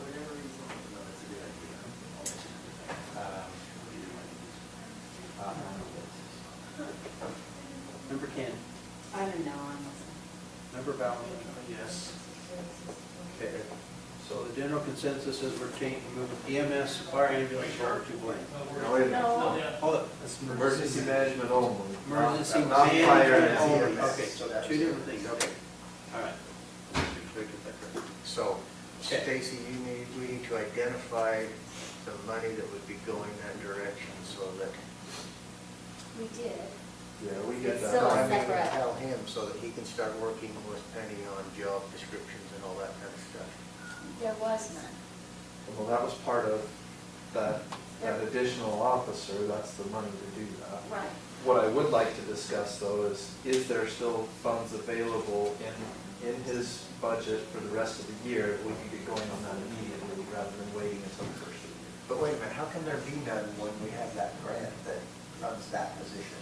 So, Only funds now. when we had those charts out, we had the EMS, we had fire, we had ambulance. The EMS chart that we had out, what was budgeted in that particular chart that we pulled off the wall and said, pretend this is going over to Blaine, only had utilities and phone numbers. You're talking about expense though. Yeah, the wage that was calculated was Chuck's wage. In the old stuff. That's why I asked if it was in the budget already, because I knew we didn't break that out. It's in. Yes, it is. We built in a salary for another officer for him to do So part while of that. he was sitting there with us that night. So the grant is half of whatever that salary is, half of the person who's doing it. So it's not a set number, it's The half note- of what that The notes I salary. wrote from that night was you were combining EMS detective and uncompressing him. That was the notes increase in that I his wrote budget. from Thursday night, 11:42 PM. He's got a compression issue in his department with wages. And I'll let you know later. Salary increases on those guys. I'm sorry, it's late and I was trying to figure out what compression meant. Right? I was thinking those terms, not salaries, so. Okay, so if we're agreed that emergency management is moving to the sheriff's department, we need to reach out to these applicants, and I'll get a hold of Penny tomorrow and let them know that what they've applied for, the job description has changed to remove emergency manager from that job, and it is strictly fire and ambulance that they apply for. Okay, now I want to talk about the salary for that job, if it no longer has EMS on it. I don't think it's justified to be as high as it was, because according to everybody that hates doing EMS, it's the biggest pain in the butt part of the job, so. Now, the wage you had me build in for just that position was 90. For fire and ambulance? The fire chief is basically the. Fire chief, ambulance, director. that's what we built in, and we can, hopefully we negotiate whatever we negotiate, hopefully it's what you say. you know. So what's the wage on the EMS? We built in enough to give him a higher level person. We matched his highest level person. Okay. Now, he'll also have to negotiate that, and if he can go whatever he determines, that's what he'll do. So that 90,000 was factored in with having all three EMS, fire, and ambulance, all right? That's what it is now. I don't know that it's ever, the EMS part of it, since it's not, it's hard to do a comparable on it because there isn't anyone that does, I think we're the only ones that have it all. Well, I mean, that being said, I don't think we're gonna get somebody for a third less because of that, but I do agree, I think it could be reduced knowing. Especially where that's where the complaint always is, because that's where all the work is, that's where all the difficulty is, that's where the busy work is, that's what keeps them from being able to do the other tasks associated with the job. All that being said, though, I think the discussion we have, once we have some, so the way I see this going is we're gonna notify Penny that she needs to notify those candidates for those interviews that are gonna take place on Friday. If any of them want to drop out because the emergency manager is no longer included, then so be it. But then once we have that narrowed down to 2 or 3 people, I'd like the council to review it. If we feel like it's warranted to have a second interview with just the council and those couple of people, great. And then at that point, we negotiate salary. Well, so that's one of my questions. What's your range on this fire and ambulance? Because I'm not gonna lie, I think 90K is through the roof, but that's my opinion. You have to look at what the comparables are for that position, because that's the standard position that's been out there, is fire chief over ambulance, that's pretty typical. It's the emergency services that there's been the additional item. So the comparables aren't hard. I'm sure Penny would have access to that, if not Penny, then. Comparables to what, though? To full-time or part-time? Yeah, we're only using comparables to full-time from big entities, big municipalities. We're not even comparing anything to people that are doing what we're actually asking them to do here. That's never even been done. But that's your competition, is. Weaver and Davis and Salt Lake counties, not San Juan and Grand and Juab. I mean, if that's our thought process. I don't know that your fire chief is, Well, we obviously need to bring someone in to take the position, and they're gonna require a salary, see what the applicants are and what we can get them for them. I mean, to a certain extent, we're gonna establish the fair market value of that position by the negotiation of the. I know. Unless you're willing to go without one, and that. Well, no, but I will tell you what I am concerned about, because this is what's been the issue with the last two. By far, based on call volume, we are in need of medical, okay? But all anybody ever wants to talk about is fire. We want to hire a fire chief, we want to do fire, we want to build fire, we're not getting hardly any calls on fire, but we are getting a ton of calls on medical, and that's never been the focus since Terry Turner left and we combined the positions.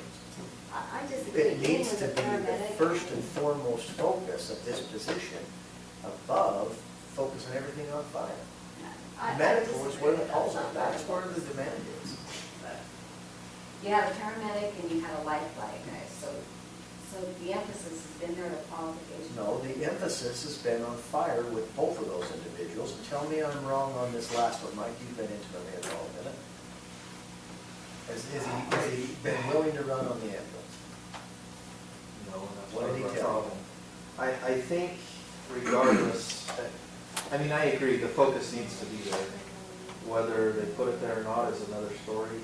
I think it's hard because most of those folks, at least my perception is, they enjoy the fire side a little better than the medical side. You know, for lack of a better term, it's got that that fun side to it, right? That adventure side to it, where you're not mopping up blood, you're out there doing something enjoyable. And so I think that's why there tends to be more talk of that. Well, But to me, what it boils down to is we have to, you know, when we hire somebody, we do have to talk about where we want the focus to be. And maybe, you know, lesson learned, maybe what we need to do in the future is bring them in on a regular basis and hone them in on what are we doing on the medical side? What is going on the medical side? We want reporting on the medical side. So when you say bring them in where? Well, maybe we need to bring them into a council meeting so they feel the pressure. I don't know. I don't know the best way to do Well, that. I'm just saying, if it's just a matter of the council says this is what we want, and then somebody else goes over and tells them, no, we're gonna do something completely different, then we haven't solved anything. And that brings us back to why doing the same thing we've always done is gonna get us the same result, because we're not making any drastic changes to this program, and this program has suffered severely for the last few years. And we've got to make some changes, or But we're this not gonna get individual- anything changed. This individual is going to now report to Blaine, correct? No. Council report to. For fire and ambulance? Oh, I don't, I'm against that. You're against what? I'm against the council having a meeting. Who's he reporting to then? If he's taking EMS, I want to report to him. The EMS director will. You're talking fire. Understand, I do not want a management of the council. Been a train wreck for 3 years, I want it changed. I was in the meeting when the departments got combined, and the discussion was very, very, go back, pull the recording. We acknowledged at the time that no matter what happened, the changes that were going to come, because you were losing Terry, were going to be difficult for a department to combine. We've known that from the beginning, and that was before it was my portfolio of finance, back when it was under Logan, that this was going to be a difficult transition for a department that had been run one way and then was coming back combined. And it completely collapsed.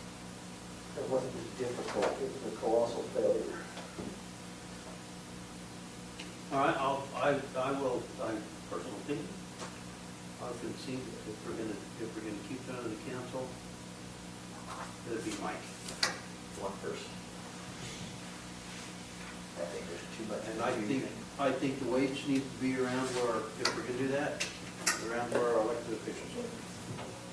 90 to 106,000, I'm told. In my discussion with Joe, she has confusion with having to get, three people to contact him back in a timely manner. And whether they did or didn't, I'm not debating that, because I'm not calling anybody a liar on either side of that discussion. But I think it's one person. I recommend Mike. And then Mike can be the liaison to the council and determine when that person needs to come to the council and when it's something that's. It will not matter which one of us it is, they still have 7 boxes. They still have 7 boxes. Absolutely. As soon as, But they have when one there was person one giving them the person direction. over it, you didn't like.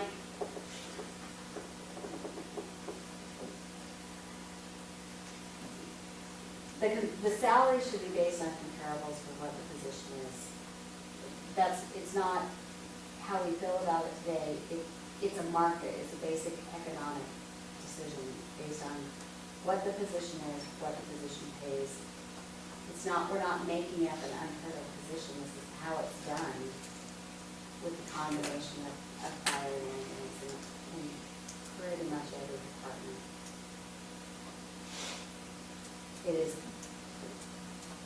It was only under Terry and Dave that they were separate.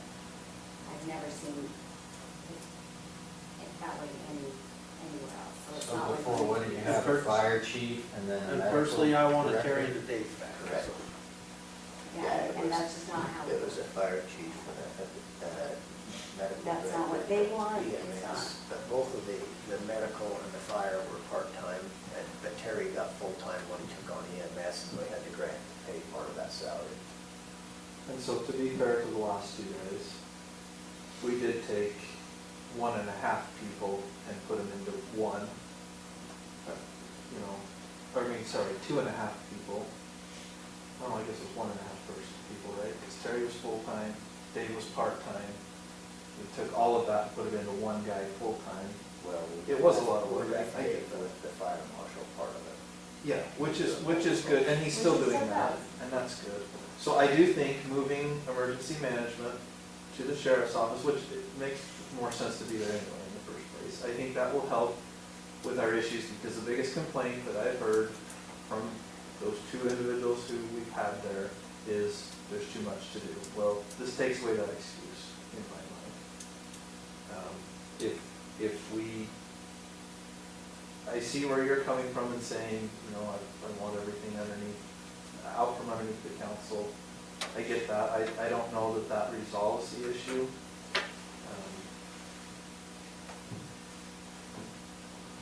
Well, no, I said, I can see, you take it. It won't resolve the issue. That's gotta be done by individuals. Just make them move it and do it by themselves.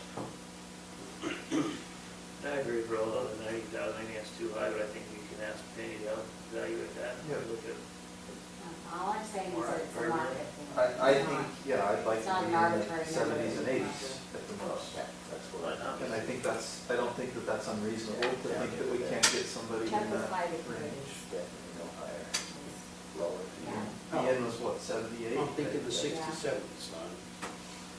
So you're requiring somebody to be a paramedic, right? Or at least a EMT advanced? They have to be the. Plus, they have to have the certifications necessary to run a fire department. Right? Yeah, this is a leadership position. As Tina's pointed out, most fire departments, that's what these people carry, is those credentials. Yeah. Sean Waller has it, Sean has it.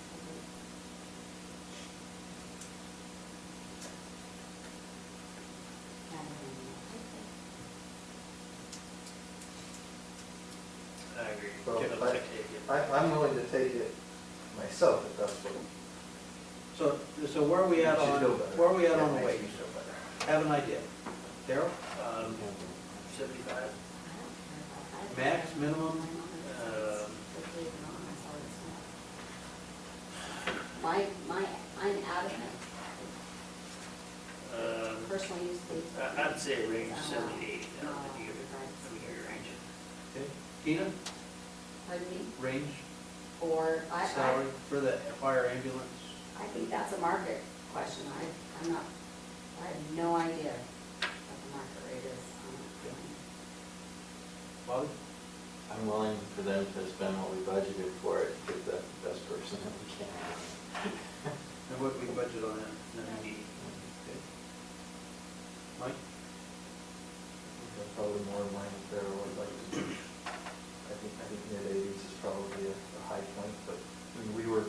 If you can do that, I'm great. Yeah, if we can get to that point, great, I mean, that's the thing. I'm giving you the flexibility. Let's to figure go out to where what we're we gonna budgeted, be. That's all. Robert? Not to exceed 78. And I'm thinking 65 to 75. So if I throw the low out and the high out, that puts you the 75 to the 80. I think these rates now be the higher number. Quite frankly, I think before that offer is made, it's a discussion of the council. Oh, I agree. That's where it came last time. Definitely not that committee. Well, and that's why I say, if we, let's let this committee do their interview and have them narrow it down to a couple people. And we bring them in, and I think we do a second interview with the council, and I think the council addresses it at that point. And we say, this is where we're willing to go, all together. Well, that's what I'm saying. So our range, we're looking at the 75 to 80. When we tell the applicants, because we're changing this, we're telling the applicants, I think it's your range is 75 to 80. No, you were the only one who said 80. No, I said No, he 60. said- I said he said 65 lower. to 75. I'm He thinking threw out the low and the high. So you said 90, I said And market. I said to mid-80s, so. That's at 70 to 80. That's what I'm saying. So If you get somebody to do it for that, then that's great. I just don't know that I My would limit observation the. has also been that like you get behind your doors with your negotiation, that you also throw in extra added bonuses and luxuries. okay, well, we're not paying them to move up here unless they move. Well, other added I extra. don't know where you guys are at. Chuck's here most of the week, and I don't know see him why we're every having Sunday. this Yeah, I don't know why we're just. Unless he just goes home on St. George on Saturday. This is her expertise, not us. There are things that we haven't budgeted for, like bonus vacation packages and moving. No, but these guys follow the county plan like every other employee. They don't accrue any more than anybody else. These That individual portfolio is negotiations theirs. on those things is a bunch of crap. Okay. What portfolio, sir? Human resources. We have a human resources person now, Penny, I want her to do a lot of that kind of stuff. I mean, that shouldn't have to be one of us, it should be her. And here's the thing, I mean, Yeah, she can't. with all due do it all respect, from the I school. see where you're coming from, but I also, being very blunt, equal is not fair. And just because one department has it one way and another has it different, doesn't mean that, it's unfair. And I'm not saying trying to No. justify that we can pay them this or that or But we the other. have policies, and when council members just go and make offers that go against those policies, that shouldn't be happening without a full board of the council. And that's fair enough. And I'm talking employment policies, not. And I'm not trying to say it's not equal or fair. I'm trying to say those are things that you don't consider when you're budgeting, so that when it comes to the end and you offer retirement packages, bonuses, extra vacation packages, those things aren't considered in the budget, and then you wonder why. Well, to my knowledge, we didn't offer any kind of retirement packages Chuck doesn't get or this. bonuses other than Chuck the didn't get the moving. retirement. And we discussed the moving thing and agreed on it. No, I don't disagree with that, I'm not saying that. So one thing I want to clarify, so That was it. we're in agreement that Mike's taking this over. There was me. Mike, I will take it if that's what you want me to do. Bobby? I'm fine with that, if the other portfolio members are interested in keeping it. We voted it as a matter of portfolio assignment at the first of the year. And if they're willing to say it, drop the portfolio, I'm fine. Daryl? Yes, with my portfolio. Yeah. I don't enjoy this portfolio at all. I haven't spent any time on it this year. Okay. So the only I got person nothing left asked to do. is Sarah. I still think we gave Sarah human resources for a reason, that's her expertise, and those decisions, she was the one who insisted that the interview committee had people from the community, so there was oversight from the community on it, I still think that was valuable insight. That was gonna be his bosses, I mean, that's a lot. So Okay. speaking of Jeff? that, Not For what? from the community. for the interview, this interview committee, I'm not in town on Friday. Is there any of you that want to be involved in that? I'm supposed to be out of town, and I decided I should stay in town. Okay, you want it? I'll be in town, but I'd offer to. To be honest. Hey, we can't I'd offer offer anything to, but more it's than honesty.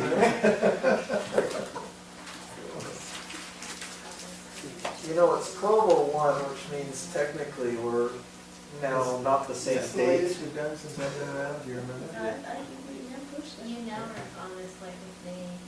Yeah, I think we've Okay, let's work on made it that. happen. Covering your Set a Friday. new record. Okay. All right, let's, Do you have any questions? I'll start down the road there. Are you looking January 1st? I would like to do it sooner if there's money in your budget, I would like to do it immediately. Well, we've got to get. I mean, as it- soon as you Job can. description Yeah. done and approved and all that. I think your transition would happen. Here's my thing, is I don't want us to bring somebody else in and try to get them to do it for 2 months, and then, you know what I mean? I'd rather just transition it Yeah, I know however we that feel like there's, it. there's a grant that I'm hearing is supposed to be completed and submitted to the state by October 31st. I don't know if that's done in the process or anything like that. So, So we're gonna have to, Chuck's right. for the for that. No, this is a different grant. management director position. There's two different grants. There's one Because I- that's, I'm that's the assistant one in that helps pension. pay with the, for the salary, but that one you don't do until birthday, as I understand it. But there's another grant that we have to apply for that helps with FEMA or something. That's what it is. Do you have anything else? I just, we're gonna plan on picking this up and finishing it? And when are we gonna finish the budget?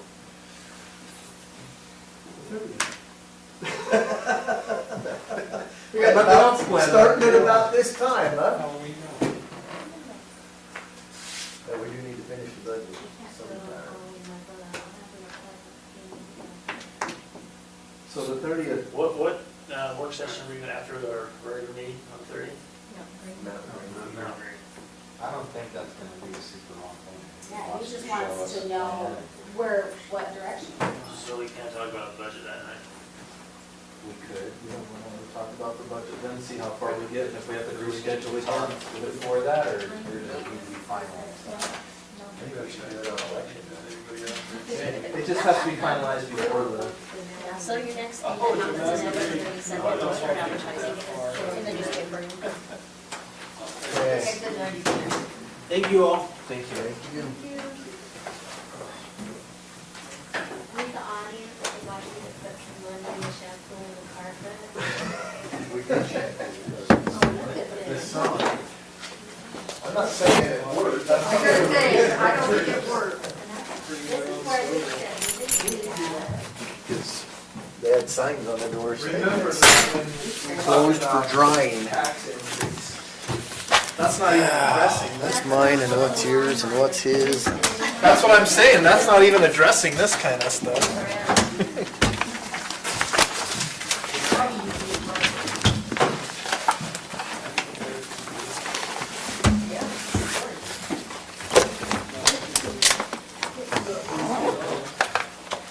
I'm still a little bit shocked that you got given so much money for land.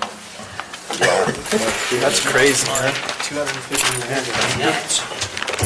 They obviously took a Makes lot me of wish things I had into some property consideration near that I wonder they can't afford to pay their employees. How goes the real estate? 20 acres at that price. Yeah, that's your pay raise for the next 10 years. I do. Yeah, if it's, y'all get